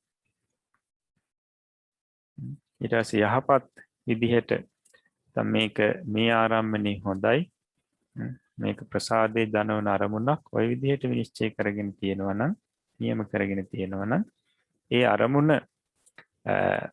අරමුණු වෙන අවස්ථාවේදී අන්න විවස්ථාපනේ යහපත් ආකාරයට විනිශ්චය කරනවා. එතකොට කුසල් ජවන් නැති වෙනවා. කුසල් ජවන් නැති වෙනවා. එතකොට මේ පුජ්‍යලයාගේ ආද්‍යාසය නිරන්තරයෙන්ම හුරු පුරුදු කරන දේ නියම කරගත්තු දේ මේවා බලපානවා මේ වොත්තපණින් කරන විනිශ්චයට. දැන් ඒ වගේම තමයි පුජ්‍යලයන්ගේ තියෙන ගුණ. ශ්‍රද්ධාවන්ත තැනැත්තන්ට ඒ අති ඉෂ්ඨ අරමුණක් වේවා ඉෂ්ඨ අරමුණක් වේවා අනිෂ්ඨ අරමුණක් වේවා ඒ අරමුණු වල කුසල් ජවන් පහළ වෙනවා. සම්‍යක් දෘෂ්ටිය පිහිටලා ඉන්න පිරිසට කුසල් ජවන් පහළ වෙනවා. එතකොට මෙන්න මේ විදිහට දැන් කුසල ධර්මයන්ගේ ආනිසංසයෙන් හොඳින් දන්න පිරිසට ඒකට මේ විදිහට කුසලයට හිත නැඹුරු කරගෙන ඉන්න පිරිසට කුසල් ජවන් මේ අරමුණු වලදී පහළ වෙනවා. ඒ පුජ්‍යලයන්ගේ අදහස් අනුව ඒ පුජ්‍යලයන්ට තියෙන උස්සන්න දේ අනුව කුසල්ද උස්සන්න අකුසල්ද උස්සන්න ඉතින් මෙන්න මේවට අනුරූපීව තමයි මේ වොත්තපණේ විනිශ්චය සිද්ධ වෙන්නේ. එහෙමනම් අපි වොත්තපන අවස්ථාවේදී අපිට පුළුවන්කමක් නැහැ එතන වෙනස් කරගන්න. එහෙමනම් අපි කරන්න ඕනි ඊට කලින් ජීවිතේ කුසල අධ්‍යාසය වැඩිපුර හුරු කරන එක. කුසලයේ පැත්තට හිත නැඹුරු කරගන්න එක. කුසලයේ නිරන්තරයෙන් හුරු කරනවා. අකුසලයෙන් බැහැර වෙනවා. අන්න එතකොට කුසල් ජවන් පහළ වෙනවා. කොයි අරමුණක් ඇති වුණත් බොහෝ සෙයින් කුසල් ජවන් නැති වෙනවා. එතකොට ශ්‍රද්ධාව දියුණු කරගන්නවා. ඊට පස්සේ ධර්මයන් අනිත්‍ය දුක්ඛ අනාත්ම විදියට දකින්න පුරුදු වෙනවා. ධර්මයන් තත්ත්ව පරිද්දෙන් සතර මහා භූත රූප හැටියට දකින්න පුරුදු වෙනවා. ඒතර මෙන්න මේ විදිහට කුසලයේ පැත්තෙන් හිත හුරු කරනකොට මේ මානසිකාර පවත්වනකොට අපිට චක්ක ප්‍රසාදයට මුණ ගැහෙන රූප සම්බන්ධයෙන් කුසල් ජවන් නැති කරගන්න පුළුවන්. දැන් අපි සාමාන්‍යයෙන් මේ පුජ්‍යලයන්ගේ අදහස අනුව මේ ජවන් පහළවීම ගැන හිතලා බලනකොට අපිට එදිනෙදා ජීවිතයේදීම මේක හොඳට පැහැදිලි වෙනවා. දැන් අපි හිතලා බලන්නකෝ රුවන්වැලි සෑය වන්දනා කරන්න. රුවන්වැලි සෑයට අපි යනවා පිරිසක් එක්ක. එතකොට යනකොට රුවන්වැලි සෑය පේන මානේ පහන් වැටක් අලුතෙන් හදලා ඊට පස්සේ මේ පහන් වැට හදපු කෙනා අනිත් අයටත් ඒක අනුමෝදන් වීම සඳහා එන පෝරුවක් බෝඩ් එකකුත් හයි කරලා තියෙනවා ළඟ. මේ නම් ඇති කෙනා මේ ව්‍යාපාරිකයා මෙච්චර ධනියක් වියදම් කරලා මේ පහන් වැට සකස් කළ රුවන්වැලි සෑය වෙනුවෙන් පූජා කරා. එතකොට එන පිරිසට ආලෝක පූජා පවත්වන්න පැවැත්වීම සඳහා මෙතන බොහොම සුදුසු ආකාරයෙන් හදලා තියෙනවා. ඒ නිසා ඒ පින්කමත් පිරිසට කරගන්න පුළුවන්. හැමදෙනාම සාදු සිතින් අනුමෝදන් වෙන්න මේ පින්කම කියලා පූර්වපොත් හයි කරලා තියෙනවා. එතකොට මෙතෙන්ද පිරිසක් යනවා. එතකොට දැන් සමහර පිරිස් ඉන්නවා මේ යන පිරිස් අතර ද්වේෂය බහුලයි. එතකොට ද්වේෂය කියන අකුසලයේ තමයි බහුල. ද්වේෂය බලවත්. එතකොට මේ පිරිස ගොඩක් දුරට ද්වේෂය තමයි හුරු කරලා තියෙන්නේ. සමහරු ඉන්නවා ලෝභය බලවත්. සමහරු ඉන්නවා මෝහය බලවත්. සමහරු කුසලයේ බලවත්. නැත්නම් ශ්‍රද්ධාවේ අයගේ බලවත්. එහෙම නැත්නම් ප්‍රඥාව බොහොම බලවත්. ඒ කුසල පැත්තේ අයගේ බලවත්. එතකොට දැන් ද්වේෂයේ බලවත් කෙනෙක්, ද්වේෂයට නැඹුරු වෙච්ච ජීවිතයක් තියෙන సంతානයක් ඇති කෙනෙක් ඔතෙන්ද යනවා. ගිහිල්ලා ඒ පූර්ව බලලා මේ පූර්ව දැක්ක ගමම්ම නැත්නම් ඒ රූපය දැක්ක ගමම්ම ගැටෙනවා. මෙතන මොනවටද මේ පහන් වැටක් හැදුවේ? මෙතන සුදුසු නෑනේ. ඒකට මේ පහන් වැට හදලා මේ එතනින් නවතින්න නැත්නම් මෙතන බෝඩ් එකකුත් ගහලා මේ නම ප්‍රචාරය කරගන්න. ඔය විදිහට හිතලා ගැටෙනවා. ඒ රූපාරම්මණය සම්බන්ධයෙන් අන්න බලන්න ඒ තනත්තාගේ මේ චිත්ත සංතානේ මේ ද්වේෂයේ බලවත් නිසා අර රූපාරම්මණය දැක්කට පස්සේ මේක ගැටිය යුතු අරමුණක් කියලා ගැටීමට සුදුසුක් කියලා විවස්ථාපනයෙන් අන්න විනිශ්චය කරනවා. එතකොට ද්වේෂ මූල සිද්දකෙන් එකක් තමයි ජවන් විදියට පහළ වෙන්නේ. එතකොට ඊට පස්සේ එතකොට මේ තැනත්තර මේ පහනක්වත් පත්තු කරන්නේ නැතුව සමහරවිට ඒ දිහා බලලා බැන යනවා. අන්න ද්වේෂය බලවත් අය. එතකොට ඒ අකුසලයේ බලවත්. අකුසලයේ තමයි ගොඩක් පුරුදු පුහුණු වෙලා තියෙන්නේ. ඊට පස්සේ ලෝභය බලවත් කෙනෙක්. නැත්නම් අපි කියන්නේ රාගයේ බලවත් කෙනෙක් යනවා. ඊට පස්සේ පූර්ව දකින්න. දැක්කට පස්සේ එයාට ඒ දකින්නකොටම අර රූපාරම්මණි. පූර්ව කියන රූපාරම්මණයක්නේ. එතකොට මේ පූර්වයේ තියෙන වර්ණය දැකලා අකුරු වල තියෙන වර්ණය දැකලා රූපේ දැකලා අනේ මේක හරි ලස්සනයි, මේ වර්ණ හරි ලස්සනයි කියලා අර වර්ණයට ඇලෙනවා.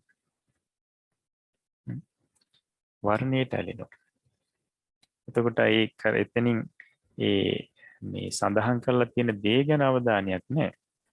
අර වර්ණයට ඇලෙනවා. මේක හරි ලස්සනයි, මේක හොඳ වර්ණයක්. ඒට ඇලෙනවා. අන්න එතකොට මේ තනත්තට මේ ලෝභ මූල සිත් තමයි පහළ වෙන්නේ. ලෝභ මූල සිත් පහළ වෙනවා. මොකද ලෝභයට බර මේ సంతානියක් තමයි තියෙන්නේ. ලෝභය උස්සන්නේ. එහෙම නැත්නම් ඒක බලලා අපරාධෙ මෙතෙන් මෙච්චර වියදමක් කරේ මේ ව්‍යාපාරිකයාට මේ ටික ඉතුරු කරගත්තා නම් තව ව්‍යාපාරي දියුණු කරගන්න තිබ්බා. මේක අනවශ්‍ය වැඩක්. ওই විදිහට කියලා අන්න ඒ විදිහට හිතනවා. එතකොටත් පහ වෙන්නේ ලෝභ මූල සිත්. ලෝභය උස්සන්නේ. එතකොට හොඳ අරමුණක් වේවා මල්ලාවට අනිෂ්ට අරමුණක් වේවා ලෝභ මූල සිත් තමයි පහළ වෙන්නේ.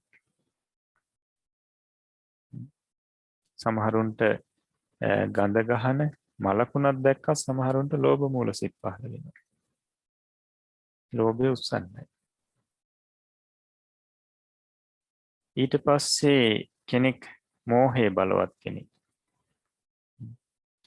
එතකොට ඒ තැනත්තා මේ පූර්ව දැක්කට පස්සේ හරි නිශ්චයක් නැහැ. ඒ කියන්නේ හිත විසිරෙනවා. ඒ ආරම්මනේ හිත විසිරෙනවා. හිතට එක එක දේවල් එනවා. එතකොට අන්න මෝහයේ බලවත් කෙනාට ඒ ආරම්මනේ මෝහ මූල සිත් තමයි පහළ වෙන්නේ. එහෙම නැත්නම් සැකේ බලවත් අය ඉන්නවා. එතකොට ඒ තැනත් එක්ක ගිහිල්ලා ඒක දැකපු ගාම කල්පනා කරන්නේ මොකක්ද? මෙතන පහන් වැටක් හදලා තියෙනවා, බෝඩ් එකකුත් සවි කරලා තියෙනවා. මේක නම් මේ රුවන්වැලි සෑය විනාශ කරන්න කරපු වැඩක්. මෙතන මොකක් හරි කුමන්ත්‍රණයක් තියෙනවා. මෙතන තියෙන වෙනම කටයුත්තක් කියලා අන්න සැක කරනවා. එතකොට අර කුසලයේ මේ දැකලා සතුටු වෙන්නේ සැකේ. මේ දෙයට මේ සැකේ බහුල අය මොකක් දැක්කත් ඒ අයට ගොඩක් දුරට එන්නේ සැකේ. ඊට අනුරූපීව අකුසල් සිත් පහළ වෙනවා. එතකොට මේක යහපත් දෙයක්, හොඳ කටයුත්තක්, හොඳ රූපාරම්මණයක්. නමුත් මේ තුන් දෙනාටම පහළ වුණේ ඒ සම්බන්ධයෙන් අකුසල් ජවන්. විවස්ථාපන සිතින් විනිශ්චය කළේ අයහපත් විදියට. ඒ පුද්ගලයන්ගේ බලවත්ව තියෙන ධර්ම වලට අනුරූපීව. ඒ පුද්ගලයන්ගේ సంతානේ නැවිලා තියෙන ආකාරය අනුව. අකුසලයටයි නැවිලා තියෙන්නේ. ඒ නිසා ඒ අනුව තමයි විනිශ්චය කරමින් ජවන් පහළ වුණේ.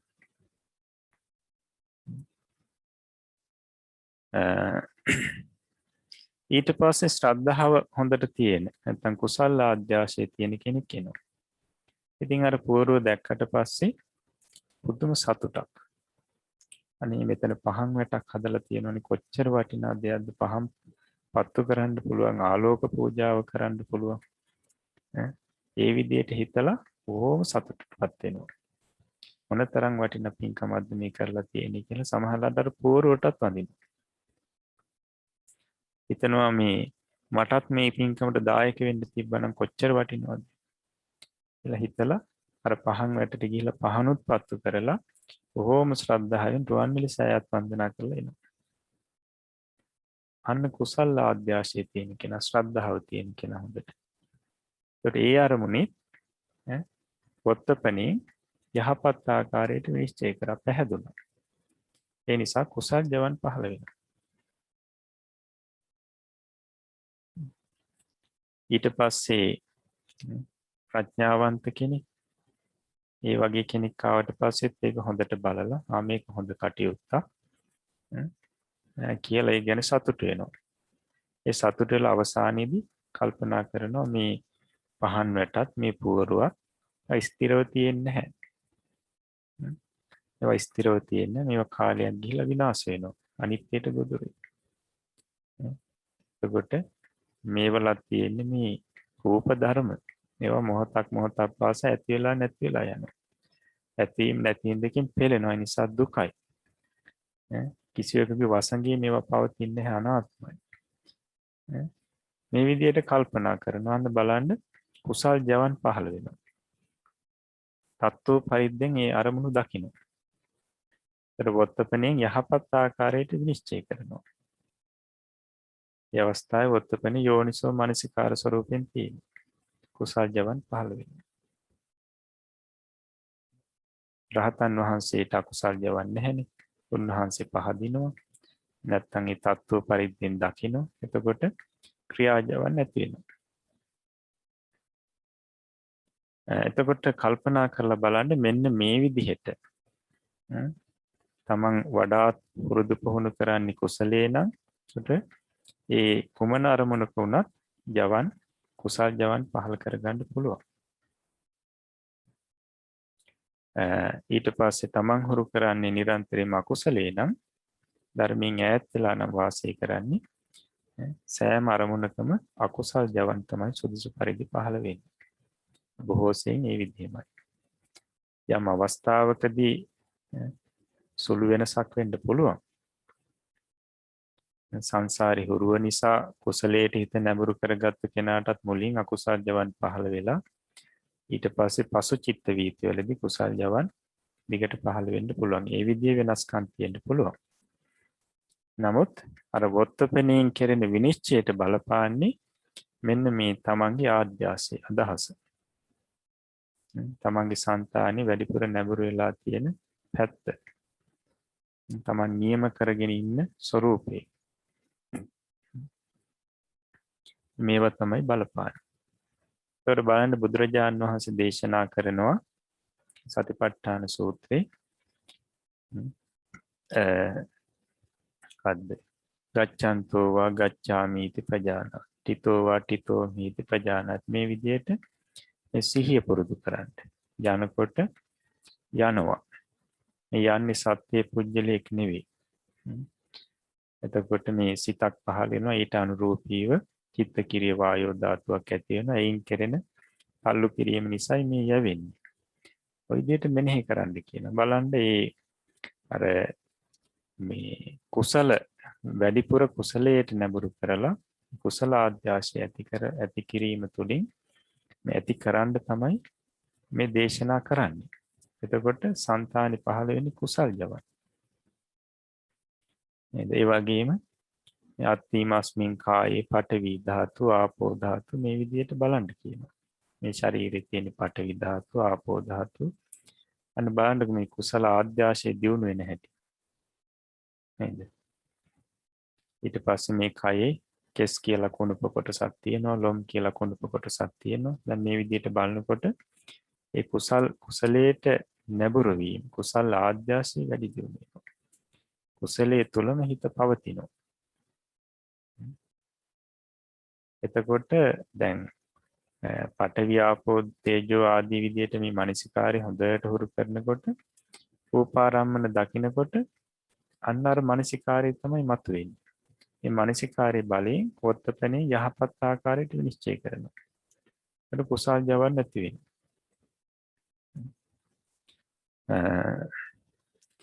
හොඳයි. එතකොට මේ වොත්තපනෙන් යහපත් ආකාරයට සහ අයහපත් ආකාරයට කරන විනිශ්චය මත තමයි මේ ජවන් තීරණය වෙන්නේ. ඒ විනිශ්චයට බලපාන්නේ තමන්ගේ අදහස. එතකොට වැඩිපුර හුරු කරන්නේ කුසලේ නම් අන්න කුසල ආධ්‍යාශය හොඳට දියුණු වෙනවා. එතකොට ඒ කුසල ආධ්‍යාශය ඇති කරගන්නට නම් ධර්ම ශ්‍රවණය හොඳින් කරන්න ඕනේ. ඒ වගේම සත්පුරුෂය හොඳින් ඇසුරු කරන්න ඕනේ. සත්පුරුෂය ඇසුරු කරන්න ඕනේ. එතකොට හොඳ නරක කියලා දෙනවා. ඊට පස්සේ සුදුසු ප්‍රදේශවල වාසය කරන්න ඕනේ. හොඳ සත්පුරුෂයෝ ඉන්න තැන්වල සත්පුරුෂයන්ගේ ඇසුරේ ඉන්න ඕනේ. ඉතින් මෙන්න මේ විදිහට මේ සම්මිය දෘෂ්ටිය හොඳින් දියුණු කරගන්න ඕනේ. ධර්මයට අනුව ජීවිතේ හැඩගස්ව ගන්න. අන්න එතකොට අරමුණු වලදී මේ කුසල් ජවන් ඇති කරගන්න පුළුවන්. හොඳයි. ඊට පස්සේ දැන් අපි දන්නවා මේ චිත්ත වීතියේදී සාමාන්‍යයෙන් රූපාරම්මණයම අරමුණු කරමින් පහළ වෙනවා සිත් 14ක්. සිත් 14ක්. එතකොට රූපාරම්මණී ඉපදුණු වෙලාවේ පටන් සිත් ගත්තොත් සිත් 17යි. එතකොට භවාංග නාමයෙන් හඳුන්වන සිත්වල අරමුණ අතීත අරමුණ. එතකොට පංචද්වාරා වජ්ජනී මේ සිත ක්‍රියාසිතක්. ක්‍රියාසිතක්. ඊට පස්සේ සම්පටිච්ච චක්කු විඥානය කියන්නේ විපාක සිතක්. ඊළඟට සම්පටිච්චනය කියලා කියන්නේ විපාක සිත්. සම්තිර්ණ කියන්නේ විපාක සිත්. එතකොට මේවා පෙර කරපු කුසලයක හෝ අකුසලයක හෝ විපාක සිත්. ඊට පස්සේ වොත්තපනේ කියන්නේ ක්‍රියාසිතක්. විපාක සිතක් නෙවෙයි. එතකොට ජවන් කියලා කියන්නේ කොටසක් තියෙනවා අකුසල්. කොටසක් කුසල්. කොටසක් ක්‍රියා. එතකොට අපි කුසල් සහ අකුසල් සිත් වලට කර්ම සිත් කියලා කියනවා. ඒවා මේ අභිනවයෙන් පහළ වෙන සිත්. ඒවා විපාක සිත්. කුසලයක හෝ අකුසලයක විපාක සිත් නෙවෙයි මේ ජවන් සිත්. මේ පුජ්‍යලයාගේ අදහසට අනුව මේ වර්තමානයේ පහළ ඒ අරමුණේ පහළ වෙන සිත්. ඊළඟට තදාරම්මන සිත් 11. ඒවා සම්පූර්ණ විපාක සිත්. විපාක සිත්. එතකොට අපි අහේතුක සිත් ගැන කතා කරනකොට ඉගෙන ගත්තා අකුසල විපාක සිත්. අහේතුක අකුසල විපාක සිත් 7ක්. අහේතුක කුසල විපාක සිත් 8ක්. ළඟට ක්‍රියා සිත් 3යි. එතකොට මේ අකුසල විපාක අහේතුක අකුසල විපාක සිත් 7 කියලා කියන්නේ සංසාරයේ කරපු අකුසල් වලට ලැබෙන විපාකයි කියලා අපි පැහැදිලි කරා. ඊළඟට අහේතුක කුසල විපාකාට සංසාරයේ කරපු කුසල් වලට ලැබෙන විපාකයි කියලා පැහැදිලි කරා. එතකොට සංසාරයේ අකුසල් කරා නම් අන්න මේ අමිහිරි නැත්නම් අනිෂ්ට රූප දකින්න ලැබෙනවා. ඒ දැකීම වශයෙන් විපාකයේ විදියට පහළ වෙන්නේ එතන උපේක්ෂා සහගත චක්කු විඥාන සිත. අකුසල අහේතුක අකුසල විපාක උපේක්ෂා සහගත චක්කු විඥාන සිත අන්න අකුසලයේ විපාකයක් ලැබෙන හැටි. එතකොට ඉතිරි සිත්වල විපාක කොහොමද ලැබෙන්නේ කියලා අපිට කලින් ප්‍රශ්නයක් තිබුණා. එතකොට මෙන්න මේ චිත්ත වීතියෙන් අපිට ඒක පැහැදිලි කරගන්න පුළුවන්. සාමාන්‍යයෙන් අනිෂ්ඨාරම්මණයක් ප්‍රසාදේ හැපුණාට පස්සේ ඒ අනිෂ්ඨ අරමුණ දැකීම වශයෙන් පහළ වෙන්නේ අකුසල විපාක උපේක්ෂා සහගත චක්කු විඥාන සිත. ඒ දැකීම වශයෙන් පහළ වෙන්නේ අකුසල විපාක උපේක්ෂා සහගත චක්කු විඥාන සිත. අන්න අකුසලයේ විපාකයක් ලැබෙන අවස්ථාව. ඊට පස්සේ එය පිළිගැනීම වශයෙන් පහළ වෙන සම්පටිච්ඡන සිත, හෘදේ වස්තුවේ පහළ වෙන සම්පටිච්ඡන සිත, ඒ සිතත් අකුසල විපාක සිතක්. මොකද අරමුණ අනිෂ්ඨ අරමුණක්. ඒ අනිෂ්ඨ අරමුණ පිළිගැනීම වශයෙන් පහළ වෙන සිතත් අන්න රහේතුක අකුසල් විපාක යටතේ තියෙන උපේක්ෂා සහගත සම්පටිච්ඡන සිත. අකුසල විපාකයක් ලැබෙන අවස්ථාව. ඊළඟට ඒ අනිෂ්ඨ අරමුණ විනිශ්චය කිරීම වශයෙන් විමසීම අනිෂ්ඨ අරමුණ විමසීම වශයෙන් විනිශ්චය කිරීම වශයෙන් විමසීම වශයෙන් පහළ වෙන සම්තිරණයක් අකුසල විපාක සම්තිරණයක්මයි මෙතනදී පහළ වෙන්නේ. ඒ කියන්නේ උපේක්ෂා අහේතුක අකුසල විපාක යටතේ තියෙන උපේක්ෂා සහගත සම්තිරණය තමයි මේ අවස්ථාවේදී ඒ අරමුණ ගනිමින් එය විමසීම වශයෙන් පහළ වෙන්නේ. අකුසල විපාකයක් ලැබෙන අවස්ථාව. ඊට පස්සේ මේ අනිෂ්ඨාරම්මණයම ගනිමින් පහළ වෙනවා තදාරම්මන සිතක් වාර දෙකක්.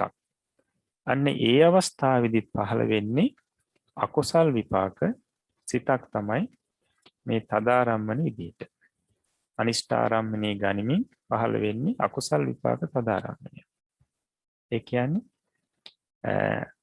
අකුසල් විපාක සිත් යටතේ 7 යටතේ තියෙනවා උපේක්ෂා සහගත සම්තිරණය. ඒකට අර සම්තිරණ කෘත්‍යයෙන් පහළ වෙන්නේ ඒ සිතම තමයි. එතන තදාරම්මන කෘත්‍යයන්ත් පහළ වෙන්නේ උපේක්ෂා සහගත සම්තිරණය. ඒක අකුසල විපාකයි. අන්න තදාරම්මන විදියටත් අකුසල් විපාක ලැබෙන හැටි. ඒකට අනිෂ්ඨාරම්මනේ සම්බන්ධයෙන් පහළ මේ චිත්ත වීතියේදී පහළ වෙන සියලුම විපාක සිත් අකුසල් විපාක සිත්. එතකොට පංචද්වාරා වජ්ජනීය හෝ එහෙම නැත්නම් වොත්තපන සිත ජවන් හත ඊට අදාළ වෙන්නේ නැහැ. ඒවා විපාක සිත් නෙවෙයිනේ. ඒකට අන්න අකුසල් විපාකයක් විදිහට අනිෂ්ඨ ආරම්මණයක් ගනිමින් චක්කු විඤ්ඤාණ ආදී මේ සිත් විපාක සිත් පහළ වෙනවා.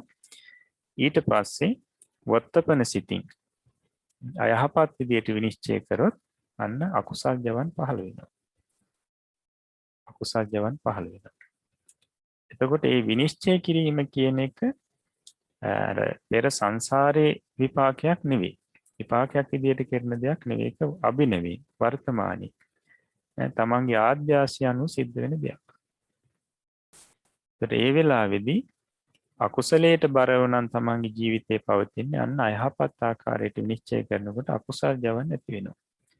ඒ අකුසල් ජවන් නැති වුණා කියලා කියන්නේ සංසාරයෙන් නැවත මේ අකුසල් විපාක සිත් ඇති වෙන්න හේතුව සකස් කරගන්නවා. අර අකුසල් විපාකයේ නැවත අකුසල් විපාකයක් බවට පත් කරගන්න ජවණයෙන් හේතු හදා ගන්නවා. ජවණයෙන් හේතු හදා ගන්නවා. එතකොට කෙනෙකුට අනිෂ්ඨාරම්මණය කුසල ආද්‍යාශේ කුසලයට නැඹුරුණු සිත් ඇති අයට අර විදියට අනිෂ්ඨ රූපාරම්මණයක් දකින්න පුළුවන්. ඒකට ඒ සම්බන්ධයෙන් පහළ වෙන විපාක සිත් සියල්ලම අකුසල විපාකයි. නමුත් කුසල ආද්‍යාශයේ තියෙන නිසා වොත්තපනේ යහපත් ආකාරයට විනිශ්චය කරනකොට කුසල් සිත් ඇති වෙනවා. කුසල් ජවන් ඇති වෙනවා. අනිෂ්ඨ ආරම්මණය වුණත් අන්න කුසලයට හරව ගන්නවා. ජවණෙන් කුසලයට හරව ගන්නවා. එතකොට අනාගතේ ඉෂ්ට විපාක ලබන්නට හේතුව ඒ වෙලාවේ සකස් කරගන්නවා. ඊළඟට ඉෂ්ට අතිෂ්ඨ ආරම්මණයක් එහෙම නැත්නම් ඉෂ්ට මධ්‍යස්ථ ආරම්මණයක් රූපාරම්මණයක් මේ ප්‍රසාදේ හැපුණොත් අන්න ඒ අවස්ථාවේදී ඒ දකිමින් පහළ වෙනවා චක්කු විඤ්ඤාණ සිත. ඒ සිත කුසල විපාකයි. හේතුක කුසල විපාකයේ යටදී තියෙන උපේක්ෂා සහගත සම්පීර්ණ මේ චක්කු විඤ්ඤාණ සිත තමයි ඒ වෙලාවේදී පහළ වෙන්නේ. කුසල විපාකයි. ඊට පස්සේ ඒ ගනිමින් පහළ වෙන සම්පටිච්ඡන සිතත් කුසල විපාක සම්පටිච්ඡන සිත. කොට හේතුක කුසල විපාක යටතේ තියෙන සිත 8ක් අන්න ඒකෙන් උපේක්ඛා සහගත සම්පටිච්ඡන සිත තමයි මේ අවස්ථාවේදී ඉෂ්ට හෝ අතිෂ්ඨ ආරම්මණි නැත්නම් ඉෂ්ට මධ්‍යස්ථ හෝ අතිෂ්ඨ ආරම්මණි ගනිමින් පහළ වෙන්නේ. ඊට පස්සේ සම්පීර්ණයේදී වෙනසක් තියෙනවා. අර අතිෂ්ඨ ආරම්මණි විමසීම් වශයෙන් පරීක්ෂා කිරීම වශයෙන් සම්පීර්ණ කෘත්‍ය සිද්ධ කරමින් පහළ වෙන්නේ සෝමනස්ස සහගත සම්පීර්ණය. ඒ කියන්නේ අහේතුක කුසල විපාක යටතේ තියෙන සෝමනස්ස සහගත සම්පීර්ණය. ඉෂ්ට මධ්‍යස්ථ ආරම්මණයක් නම් ඒ අවස්ථාවේදී සම්පීර්ණ කෘත්‍ය සිද්ධ කරමින් පහළ වෙන්නේ අර අහේතුක කුසල විපාක යටතේ තියෙන උපේක්ෂා සහගත සම්පීර්ණය. සම්පීර්ණ කෘත්‍ය සිද්ධ කරමින් පහළ වෙන්නේ. හොඳයි. එතකොට දැන් බලන්න ආරම්මණයට අනුරූපීව ඉෂ්ඨ ආරම්මණයක් නම් ඒ චිත්ත වීතියේදී පහළ වෙන විපාක සිත් කුසල විපාක සිත්. අනිෂ්ඨ ආරම්මණයක් නම් ඒ අනිෂ්ඨ ආරම්මණේ ගනිමින් පහළ වෙන සිත් ඒ චිත්ත වීතියේ විපාක සිත් විදියට පහළ වෙන සිත් සියල්ලම අකුසල් විපාක සිත්. මේ කාරණාව හොඳින් මතකයේ තියාගන්න ඕනේ.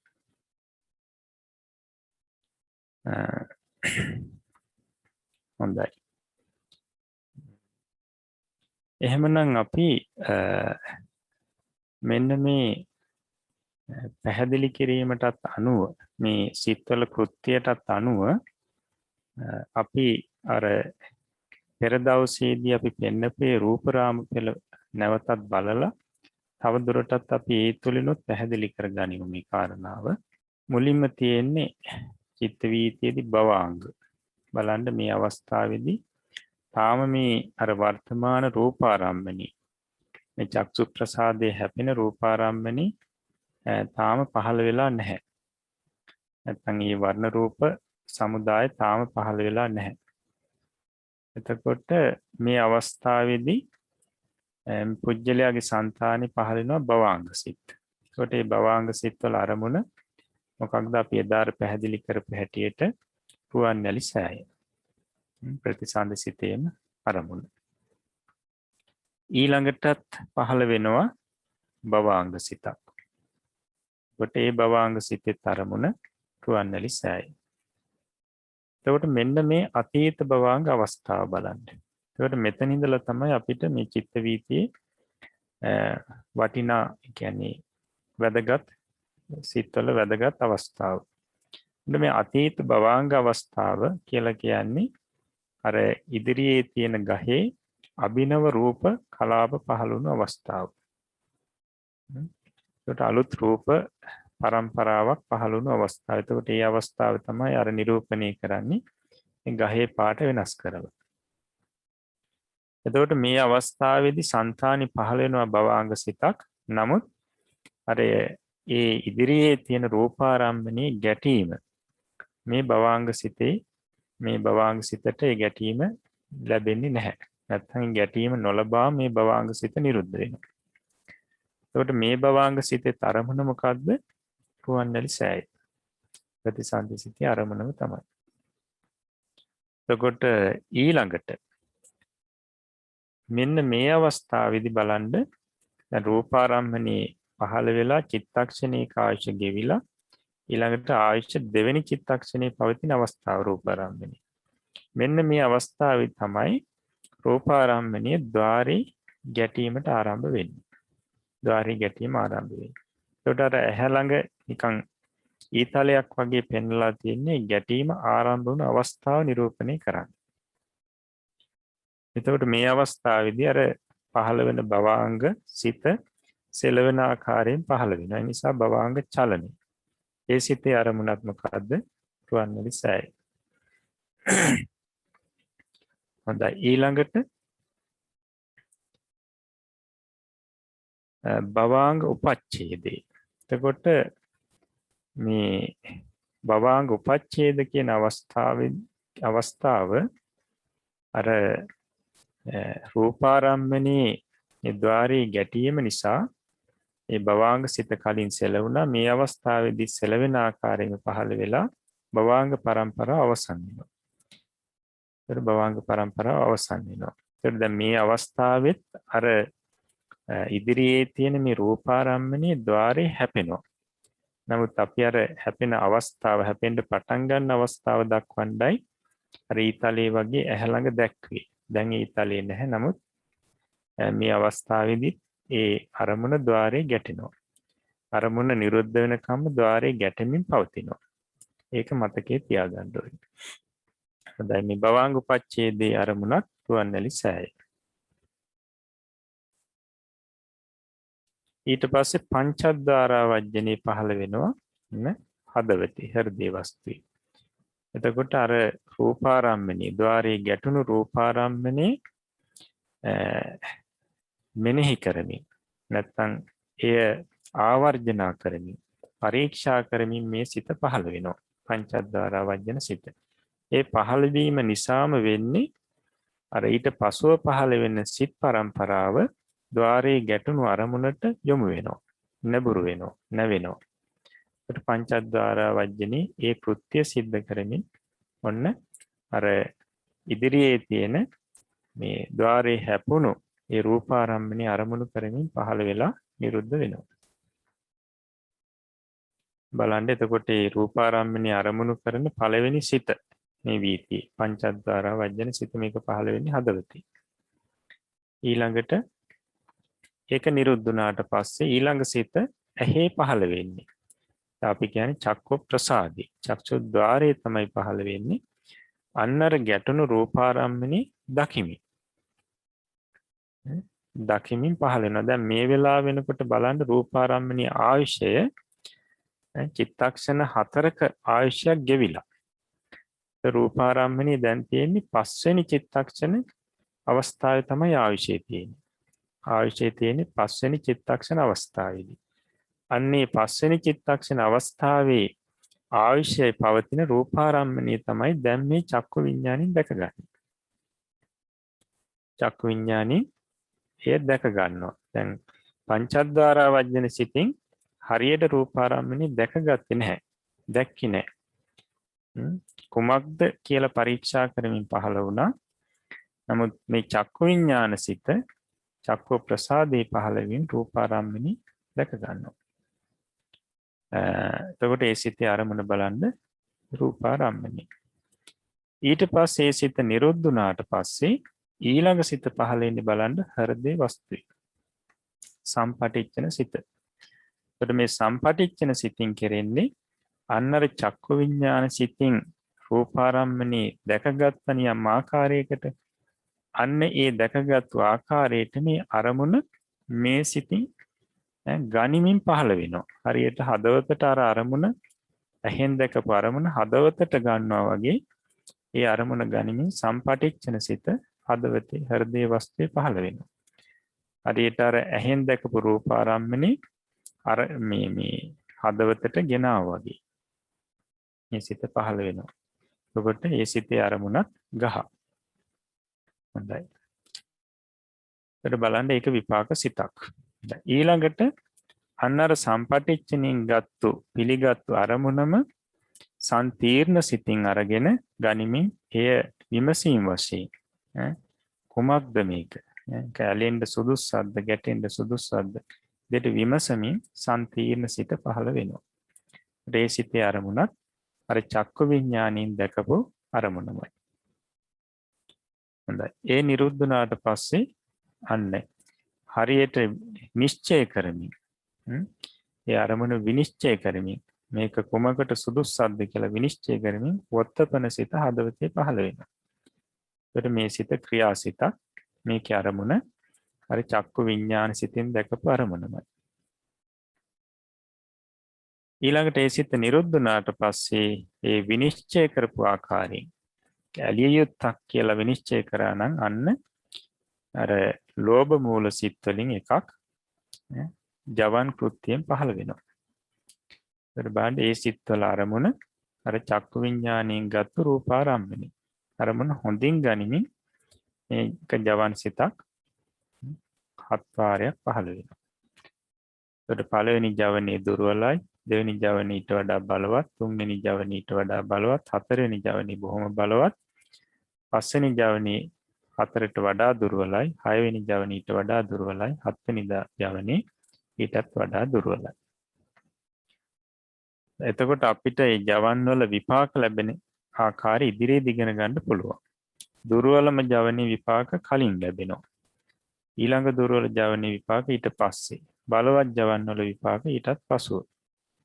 ඉදිරි පාඩම් වලදී අපිට ඒක ඉගෙන ගන්න පුළුවන්.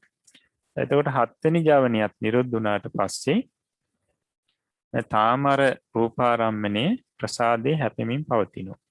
එතකොට ඒ නිසා ඒ ජවණයෙන් ගත්තු අරමුණම ගනිමින් රූපාරම්මණයම ගනිමින් තදාරම්මන 11න් එකක් පහළ වෙනවා.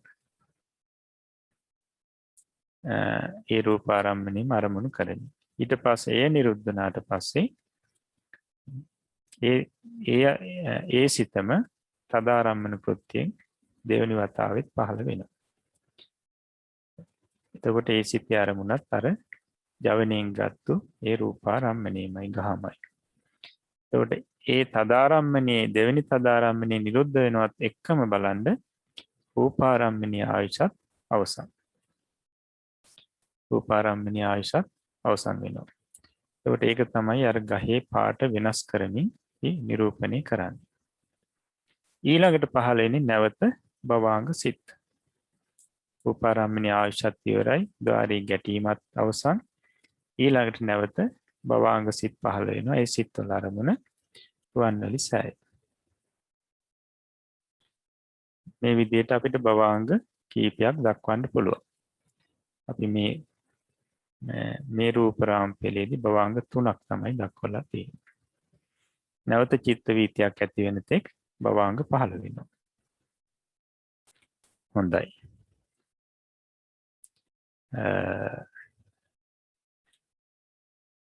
ඊට පසුව පාඩමේදී පැහැදිලි කරනවා මේ වීතියෙහි තම තමා අයත් කෘත්‍ය සිදු කරමින් ඉපිද නිරුද්ධ වන පංචද්වාරා වජ්ජනාදී සිත් ඒ කෘත්‍ය සිදු කිරීම හැර අන් කිසිවක් දන්නේ නොවේ. එතකොට මේ චිත්ත වීතියේදී පහළ වෙන මේ පංචද්වාරා වජ්ජනාදී සිත් වලින් මේ සිදු කරන කෘත්‍යයට අමතරව ඒ සිත් වලින් වෙන කිසිවක් දැනගන්නේ නැහැ. වෙන කිසිවක් දැනගන්නේ නැහැ. රූපාරම්මනි චක්කු විඥාන සිතින් අරමුණ දකින්න. එච්චරයි. සම්පාටිච්ඡන සිතින් අරමුණ පිළිගන්නවා. එච්චරයි. සම්පීර්ණ සිතින් විමසනවා. මේ විදිහට ඒ කෘත්‍ය සිදු කිරීම හැර මේ සිත් වලින් වෙන කිසිවක් දන්නේ නැහැ. මෙන්න මේ චිත්ත වීතිය ප්‍රකට කිරීමට අඹ උපමාවක් දක්වලා තියෙනවා. මේ අඹ උපමාවෙන් වඩාත් මේ චිත්ත වීතිය ප්‍රකට වෙයි. අපි ඒක බලමු. එතකොට පුරුෂයෙක් මේ පැසුණු ගෙඩි තියෙන අඹ ගහක් යට නිදාගෙන ඉන්නවා. ඊට පස්සේ ඒ නිදාගෙන ඉන්න මේ තැනත්තගේ කන සමීපයට ඉඳුණු අඹ ගෙඩියක් වැටෙනවා. ඊට පස්සේ ඒ හඬින් අවදි වෙනවා. ඊට පස්සේ ඇස් දෙක අරලා බලනවා. ඇස් දෙක අරලා බලනවා. ඊට පස්සේ ගෙඩිය අතට ගන්නවා. දැකපු ගෙඩිය අතට ගන්නවා. ඊට පස්සේ ඉදිච්ච එකක්ද කියලා ඔබලා බලනවා. ඊට පස්සේ තවදුරටත් තහවුරු කර ගැනීමට සිඹලා බලනවා. නිශ්චය කර ගැනීම සඳහා. ඊට පස්සේ මේක අනුභව කරනවා. අපි හිතමුකෝ කටවල් 7ක් අනුභව කරනවා. ඊට පස්සේ කටේ ගෑවි ඉතුරු හරිය කෙලස් සමග ගිලිනවා. කෙලස් සමග දෙපාරක් ගිලිනවා කියලා හිතමු. ඊට පස්සේ සියල්ල කොට නැවත පෙරසේම නිදා ගන්නවා. එතකොට මෙන්න මේ අඹ උපමාව මේ චිත්ත වීතියට ගලපනවා. ඒකෙදි පුරුෂයා නින්දට වැටි ඉන්න වෙලාව හරියට මේ භවාංග සිත් මේ පුජ්‍යලයාගේ මේ චිත්ත වීතිය ඇති වෙන පුජ්‍යලයාගේ సంతානේ භවාංග සිත් ඇති වෙන අවස්ථාව වගේ. ඒකට තමයි උපමා කරලා තියෙන්නේ. ඊළඟට අඹ ගෙඩිය වැටීම මෙන් චක්කු ප්‍රසාදේ රූපාරම්මනේ ගැටීම දතේති. අඹ ගෙඩිය වැටීම වගේ කියනවා මේ චක්කු ප්‍රසාදේ රූපාරම්මනේ ගැටෙන අවස්ථාව. ඒ ගැටීම. ඊට පස්සේ පුරුෂයා අවදි වීම මෙන් ආවජ්ජන චිත්තේ දතේති. ඒ හඬින් අවදි වෙනවනේ පුරුෂයා. අන්න ඒ වගේ කියලා කියනවා මේ ආවර්ජන සිත. ඊට පස්සේ ඇසෑර බැලීම මෙන් චක්කු විඥානෙ දතේති. ඊට පස්සේ අවදි වෙලා ඇහැරලා බලනවා. ඒ බැලීම වගේ කියනවා අඹ ගෙඩිය දිහා බලනවා. ඒ බැලීම වගේ කියනවා චක්කු විඥාන සිත. ඒ අරමුණ දැක ගන්නවා. ඊට පස්සේ අඹ ගෙඩිය අතට ගැනීමෙන් සම්පටිච්ඡනේ දතේති. අන්න අර චක්කු විඥානෙන් දැකපු අඹ ගෙඩිය අතට ගන්නවා. ඇහැරලා බලනකොට දැකපු අඹ ගෙඩිය අතට ගන්නවා වගේ කියනවා සම්පටිච්ඡන සිත. ඒ දැකපු දේ ගන්නවා පිළිගන්නවා. ඊළඟට ඉදුණු එකක්ද කියා දැන ගැනීමට අත තද කිරීම මෙන් සම්පීර්ණේ දතේති. මේක ඉදුණු එකක්ද කියලා දැන ගැනීමට අත තද කරලා පරීක්ෂා කිරීම වගේ කියනවා සම්පීර්ණ අවස්ථාව සම්පීර්ණ සිත. ඉදුණු බව නිශ්චය කර ගැනීමට සිඹීම මෙන් ව්‍යවස්ථාපන චිත්තේ දතේති. ඒ ගෙඩිය මේ ඉදුණු එකක්ද කියලා හරියටම නිශ්චය කරගන්න සිඹීම වගේ කියනවා මේ ව්‍යවස්ථාපන සිත. අරමුණේ පවතින මේ විදිහටයි කියලා. ඊට පස්සේ අඹ ගෙඩිය අනුභව කිරීමෙන් ජවන චිත්තේ දතේති. ඒක අඹ ගෙඩියේ අනුභව කරන අවස්ථාව වගේ කියන මේ ජවන් සිත්. අපි හිතමු අඹ ගෙඩියේ කටවල් 7ක් අනුභව කරනවා. අන්න ඒ වගේ කියන මේ ජවන් සිත් 7. ඊට පස්සේ කටේ ගෑවි ඉතුරු හරිය කෙලස් සමග ගිලීමෙන් තදාරම්මනේ දත යුතුයි. කටේ ගෑවිලා දැන් අනුභව කරලා ඊට පස්සේ අඹ ගෙඩියේ කටේ ගෑවුණු කොටස් තියෙනවනේ. ඒවා කෙලස් සමග ගිලීම වගේ කියන තදාරම්මනේ. තදාරම්මනේ. එතකොට අපි හිතමුකෝ දේවතාවක් ගිලිනවා. ඒ වගේ තදාරම්මන දෙක.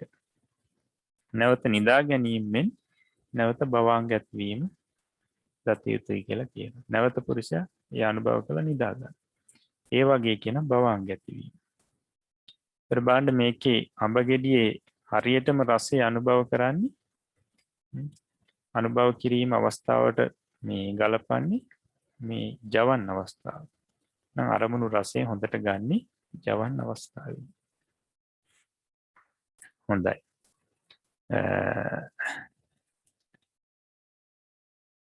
එහෙමනම් අපි අද දවසේට අපි අභිධර්ම පාඩම මෙතකින් අවසන් කරනවා. එතකොට මෙන්න මේ උපමාවට අනුරූපීව තමන් හොඳින් මේ චිත්ත වීතිය තේරුම් ගන්න ඕනේ. ඒ චිත්ත වීතිය මොකද මේ පළවෙනි චිත්ත වීතිය අපි හොඳින් තේරුම් ගත්තොත් තමයි අපිට ඉතිරි චිත්ත වීති ටික හොඳින් ඉගෙන ගන්න පුළුවන්. පහසෙන් දැනගන්න පුළුවන්. ඒ නිසා කවුරුත් මේ උපමාවලට අනුසාරයෙන් මේ පාඩම නැවත නැවත කියලා හොඳින් මේ චිත්ත වීතිය ග්‍රහණය කරගන්න ඕනේ. හොඳයි. එහෙමනම් අපි අභිධර්මයේ මේ පාඩම මෙතනින් අවසන් කරනවා. ඊට අදාළ ප්‍රශ්න කීපයක් තියෙනවා. ටිකක් බලමු.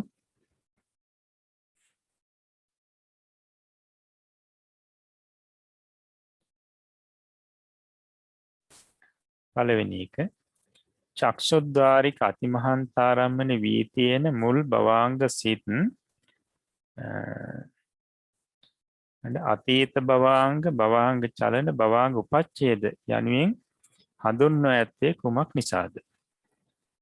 චක්ෂුද්්වාරික අතිමහන්තාරම්මන වීතියේ මුලින් එන මේ භවාංග සිත් 3ක් හඳුන්වලා තියෙනවානේ අතීත භවාංග භවාංග චලන භවාංග උපච්ඡේද කියලා. ඒ විදිහට හඳුන්වලා තියෙන්නේ කුමක් නිසාද කියලා මේ අහන්නේ. ඊට දෙවෙනි එක. එම සිත්වල අරමුණ කුමක්ද? ඊට තුන්වෙනි එක. අඹ උපමාව චක්ෂුද්්වාරික අතිමහන්තාරම්මන චිත්ත වීතිය හා ගලපා දක්වන්න.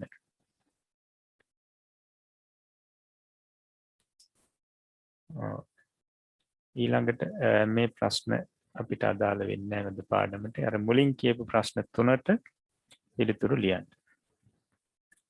මුලින් තියෙන ප්‍රශ්න 3ට. හොඳයි. ඊට පස්සේ අපිට අද තියෙන්නේ පාලි පාඩම අපි බලමු.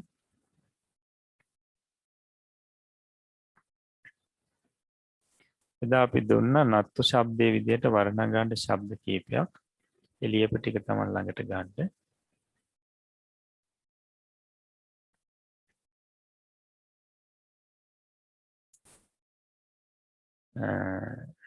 සත්තු ශාස්ත්‍රවරයා බලන්න සත්තහ සත්තහරෝ සත්තහරං සත්තහරේ සත්තහරෝ සත්තහරා සත්තහරේහි සත්තහරේහි සත්තු සත්තුනෝ සත්තුස්ස සත්තහරාණං සත්තහනං සත්තහරා සත්තහරේහි සත්තහරේහි ඊළඟට සත්තු සත්තුනෝ ඊළඟට සත්තුස්ස සත්තහරාණං සත්තහනං සත්තහරි සත්තහරේසු සත්තුසු සත්තහරා සත්තහරේහි සත්තහරේහි සත්තහ සත්තහ සත්තහරෝ ඊළඟට කත්තු කරන්න කත්තා කත්තාරෝ කත්තහරං කත්තහරේ කත්තාරෝ කත්තාරා කත්තාරේහි කත්තාරේහි කත්තු කත්තුනෝ කත්තුස්ස කත්තාරාණං කත්තානං කත්තාරා කත්තාරේහි කත්තාරේහි කත්තු කත්තුනෝ කත්තුස්ස කත්තාරාණං කත්තානං කත්තරී කත්තාරේසු කත්තුසු කත්තාරා කත්තාරේහි කත්තාරේහි කත්ත කත්තා කත්තාරෝ ඊපස්සේ භත්තු සාන්පුරුෂය භත්තා භත්තාරෝ භත්තාරං භත්තාරේ භත්තාරෝ භත්තාරා භත්තාරේහි භත්තාරේහි භත්තු භත්තුනෝ භත්තුස්ස භත්තාරාණං භත්තානං භත්තාරා භත්තාරේහි භත්තාරේහි භත්තු භත්තුනෝ භත්තුස භත්තාරානම් භත්තානං භත්තරි භත්තාරේසු භත්තුසු භත්තාරා භත්තාරේහි භත්තාරේහි භත්ත භත්තා භත්තාරෝ. ඊට පස්සේ ගන්තු ශබ්දය යන්න. ගන්තා ගන්තාරෝ ගන්තාරං ගන්තාරේ ගන්තාරෝ ගන්තාරා ගන්තාරේහි ගන්තාරේහි ගන්තු ගන්තුනෝ ගන්තුස්ස ගන්තාරානං ගන්තානං ගන්තාරා ගන්තාරේහි ගන්තාරේහි ගන්තු ගන්තුනෝ ගන්තුස්ස ගන්තාරානං ගන්තානං ගන්තරි ගන්තාරේසු ගන්තුසු ගන්තාරා ගන්තාරේහි ගන්තාරේහි ගන්ත ගන්තා ගන්තාරෝ. සෝතු අසන්නා. සෝතා සෝතාරෝ සෝතාරං සෝතාරේ සෝතාරෝ සෝතාරා සෝතාරේහි සෝතාරේහි සෝතු සෝතුනෝ සෝතුස්ස සෝතාරානං සෝතානං සෝතාරා සෝතාරේහි සෝතාරේහි සෝතු සෝතුනෝ සෝතුස්ස සෝතාරානං සෝතානං සෝතරි සෝතාරේසු සෝතුසු සෝතාරා සෝතාරේහි සෝතාරේහි සෝත සෝතා සෝතාරෝ. ඊපස්සේ නේතු නායකයා ගෙන යන්න. නේතා නේතාරෝ නේතාරං නේතාරේ නේතාරෝ නේතාරා නේතාරේහි නේතාරේහි නේතු නේතුනෝ නේතුස්ස නේතාරානං නේතානං නේතාරා නේතාරේහි නේතාරේහි නේතු නේතුනෝ නේතුස්ස නේතාරානං නේතානං නේතරි නේතාරේසු නේතුසු නේතාරා නේතාරේහි නේතාරේහි නේත නේතා නේතාරෝ. වත්තු කියන්න. වත්තා වත්තාරෝ වත්තාරං වත්තාරේ වත්තාරෝ වත්තාරා වත්තාරේහි වත්තාරේහි වත්තු වත්තුනෝ වත්තුස්ස වත්තාරානං වත්තානං වත්තාරා වත්තාරේහි වත්තාරේහි වත්තු වත්තුනෝ වත්තුස්ස වත්තාරානං වත්තානං වත්තරි වත්තාරේසු වත්තුසු වත්තාරා වත්තාරේහි වත්තාරේහි වත්ත වත්තා වත්තාරෝ. ජේතු දිනන්න. ජේතා ජේතාරෝ ජේතාරං ජේතාරේ ජේතාරෝ ජේතාරා ජේතාරේහි ජේතාරේහි ජේතු ජේතුනෝ ජේතුස්ස ජේතාරානං ජේතානං ජේතාරා ජේතාරේහි ජේතාරේහි ජේතු ජේතුනෝ ජේතුස්ස ජේතාරානං ජේතානං ජේතරි ජේතාරේසු ජේතුසු ජේතාරා ජේතාරේහි ජේතාරේහි ජේත ජේතා ජේතාරෝ. ධාතු දෙන්න. දාතා දාතාරෝ දාතාරං දාතාරේ දාතාරෝ දාතාරා දාතාරේහි දාතාරේහි ධාතු ධාතුනෝ ධාතුස්ස දාතාරානං දාතානං දාතාරා දාතාරේහි දාතාරේහි ධාතු ධාතුනෝ ධාතුස්ස දාතාරානං දාතානං දාතරි දාතාරේසු ධාතුසු දාතාරා දාතාරේහි දාතාරේහි දාත දාතා දාතාරෝ. විනේතු හික්මවන්න. විනේතා විනේතාරෝ විනේතාරං විනේතාරේ විනේතාරෝ විනේතාරා විනේතාරේහි විනේතාරේහි විනේතු විනේතුනෝ විනේතුස්ස විනේතාරානං විනේතානං විනේතාරා විනේතාරාභි විනේතාරේහි විනේතාරේභි විනේතු විනේතුනෝ විනේතුස්ස විනේතාරානං විනේතානං විනේතරි විනේතාරේසු විනේතුසු විනේතාරා විනේතාරේහි විනේතාරේහි විනේත විනේතා විනේතාරෝ. අද තවත් උකාරාන්ත ශබ්දයක් අපි පිරිසට දෙනවා. උකාරාන්ත පුල්ලිංග මේක බහතු ශබ්දය. බහතු කියලා කියන්නේ සහෝදරයා.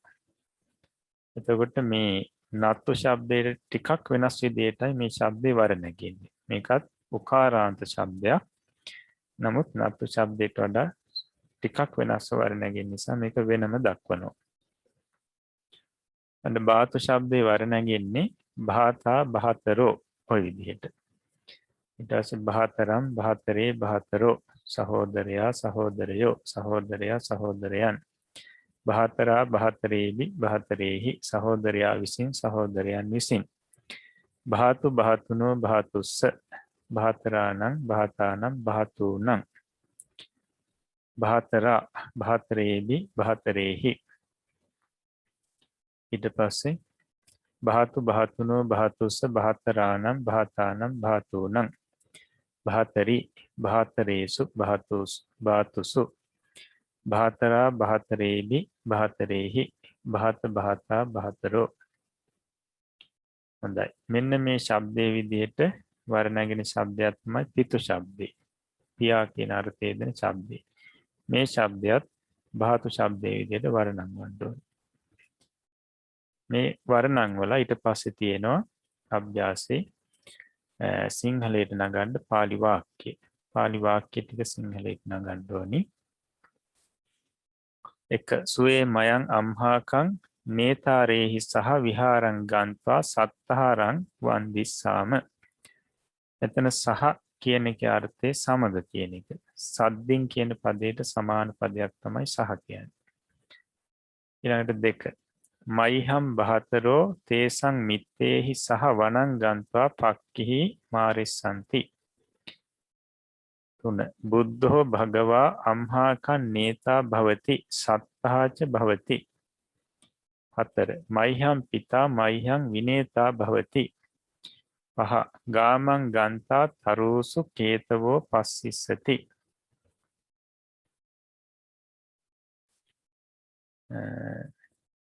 6. හීයෝ පාතෝ ඒව මයිහම් පිතාච බහතරෝච සින්දුම් ගච්ඡින්සු ගන්ත්වා තත්ත නහත්වා සායම් පුන ගේහං ආගච්ඡින්සු.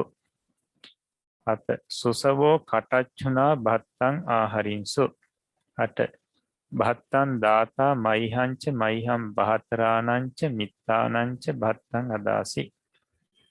9. අම්හාකම් පිතා මයිහම් මාතුයා උත්තමෝ භත්තා භවති.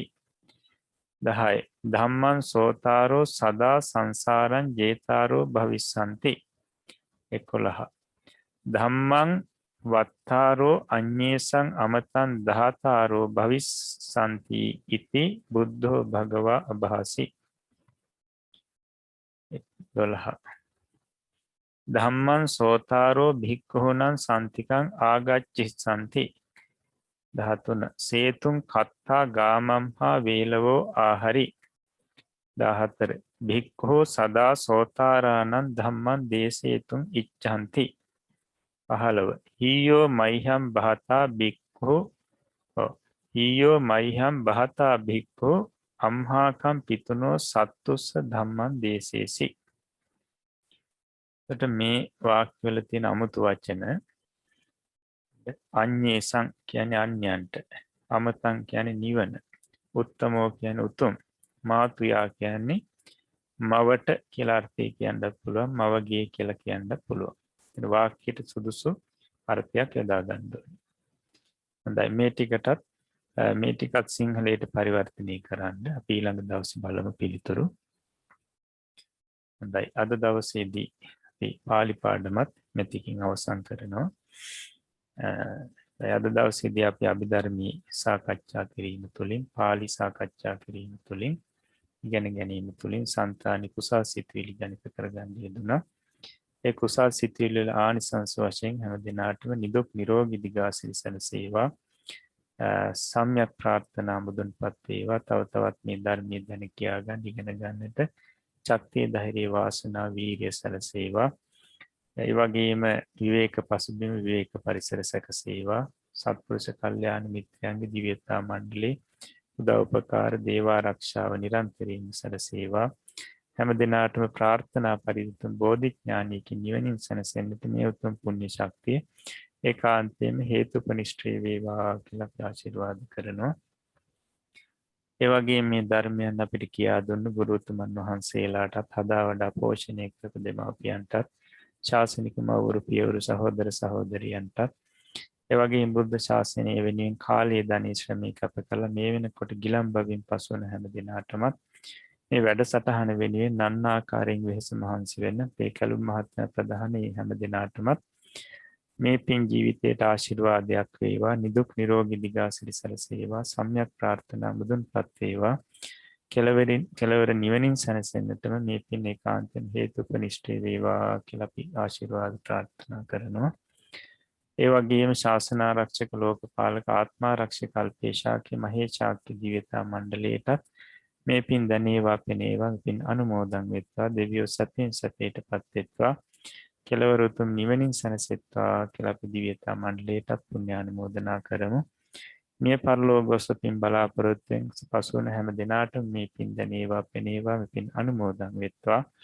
ඒ හැම දිනාගේම ජීවිත සුඛී සුවපත් භාවයට පත් වෙත්වා කෙලවර නිවනින් සැනසෙත්වා කියලා අපි පුණ්‍යානුමෝදනා කරමු. අවසාන වශයෙන් අප හැම දිනාටම මේ උතුම් පුණ්‍ය ශක්තිය සතර මාර්ග සතර ඵල පිළිවෙලින් උතුම් නිවනින් සැනසෙන්නටම හේතුපකාර වේවා කියන ප්‍රාර්ථනාව ඇති කරගෙන මං කියවට පසු මේ වාක්‍යය කීමෙන් නිවන් සුව ප්‍රාර්ථනා කරමු. ඉදම්මේ පුඤ්ඤ කම්මං අම්මේ පුඤ්ඤ කම්මං ආසවක්ඛයා වහං හෝතු සවක්ඛයාවහං හෝතු සබ්බ දුක්ඛා පමුංචතු බදුක්ඛා පමුංචතු මාගේ මේ පුණ්‍ය ධර්මය මාගේ මේ පුණ්‍ය ධර්මය මාර්ගඵල නිවන් පිණිසම මාර්ගඵල නිවන් පිණිසම හේතු වේවා හේතු වේවා වාසනා වේවා වාසනා වේවා. සාදු සාදු සාදු.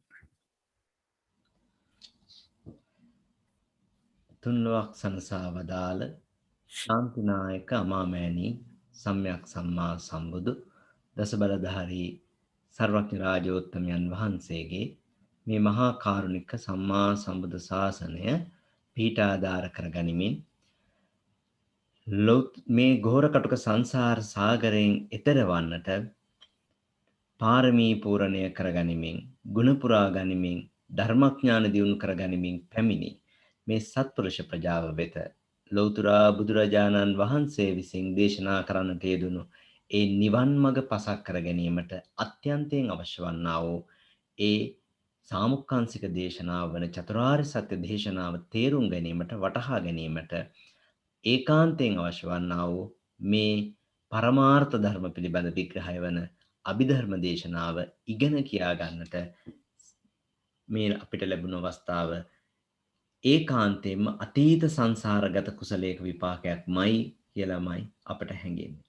ඉතින් මෙවන් උදාාර වටිනා පින්කම් මාලාවක් තුලින් මේ වන විට 49 වැනි වැඩසටහන දක්වා පෞරාණික ථේරවාදයේ ත්‍රිපිටක අධ්‍යයන වැඩසටහන් මාලාව ඔස්සේ අපිට පුළුවන්කම ලැබුණා මේ දක්වා වැඩසටහන් ටික සිද්ධ කරගෙන එන්න.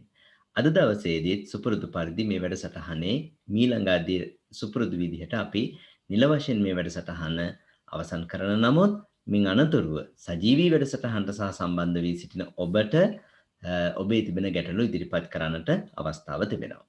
හොඳයි. සුපුරුදු පරිදි අපි වැඩසටහන අවසන් කිරීමට මත්තෙන් සිදු කරන ආකාරයට අපේ ගෞරවනීය ස්වාමීන් වහන්සේට අපි විසින් සිදු ඉෂ්ට කරගන්නට ලැබුණා වූ අපි විසින් රැස්පත් කරගන්නට යෙදුණා වූ ඒ සියලුම පුණ්‍ය සම්භාර ශක්තිය ගෞරවනීය ස්වාමින් වහන්සේට අනුමෝදන් කරමින් ඉන් අනතුරුව ස්වාමින් වහන්සේ විසින් මේ තා කාලාන්තරයක් තිස්සේ මේ ආකාරයෙන් මේ ලෝක සත්වයාට හිතසුව පිණිස මේ ධර්මය බෙදා දෙමින් ජනිත කරගත්තා වූ ඒ සකල විපුල කුසල සම්භාර ශක්තිය අපිත් ස්වාමින් වහන්සේ වෙතින් අනුමෝදන් වෙමින් ඒ වගේම මේ වැඩසටහන් මාලාව පුරාවටම අපේ සිතවිල්ලකින් හෝ ගෞරවනීය ස්වාමින් වහන්සේ වෙත යම් කිසි අවඩක් වරදක් සිදු වුණා නම් ඒ සඳහාත් ස්වාමින් වහන්සේ කමා කරගනිමින්ම අපේ නිවනට තිබෙන මේ මාර්ගයේ තාමත්ම පිරිසුදු කරගෙන ගැනීමට අපි මේ අවස්ථාව යොදා ගන්නවා. ඒ නිසා වෙන් අද දිනේදී සුපුරුදු පරිදි සියලුම දෙනාම ධර්ම සාකච්ඡාව ආරම්භ කරන්නට මත්තෙන්ම අපි ගෞරවනීය ස්වාමින් වහන්සේ වන්දනා කරමින් මේ වැඩසටහන අවසන් කරමු. වැඩසටහනේ පළමු අර්ධය. හොඳයි. ඕකාස වන්දාමි භන්තේ සුඛී හෝතු. මයා කතං පුඤ්ඤං සාමිනානුමෝදිතබ්බං සාදු සාදු අනුමෝදා. සාමිනා කතං පුඤ්ඤං මයිහං දාතබ්බං සාදු අනුමෝදිතබ්බං. සාදු සාදු අනුමෝදාමි. ඕකාස ద్వාරත්තේන කතං සබ්බං අච්චයං කමත මේ භන්තේ කමාමි කමිතබ්බ සාදු ඕකාස කමාමි බන්තේ සුඛී හෝතු නිබ්බාන පච්චේ හෝතු සුඛී හෝතු නිබ්බාන පච්චේ හෝතු සීලවන්තං ගුණවන්තං පුඤ්ඤක්කෙත්තං අනුත්තරං දුර්ලභේන මයා ලද්දං බුද්ධ පුත්තං නමාමහං. සුපත්ති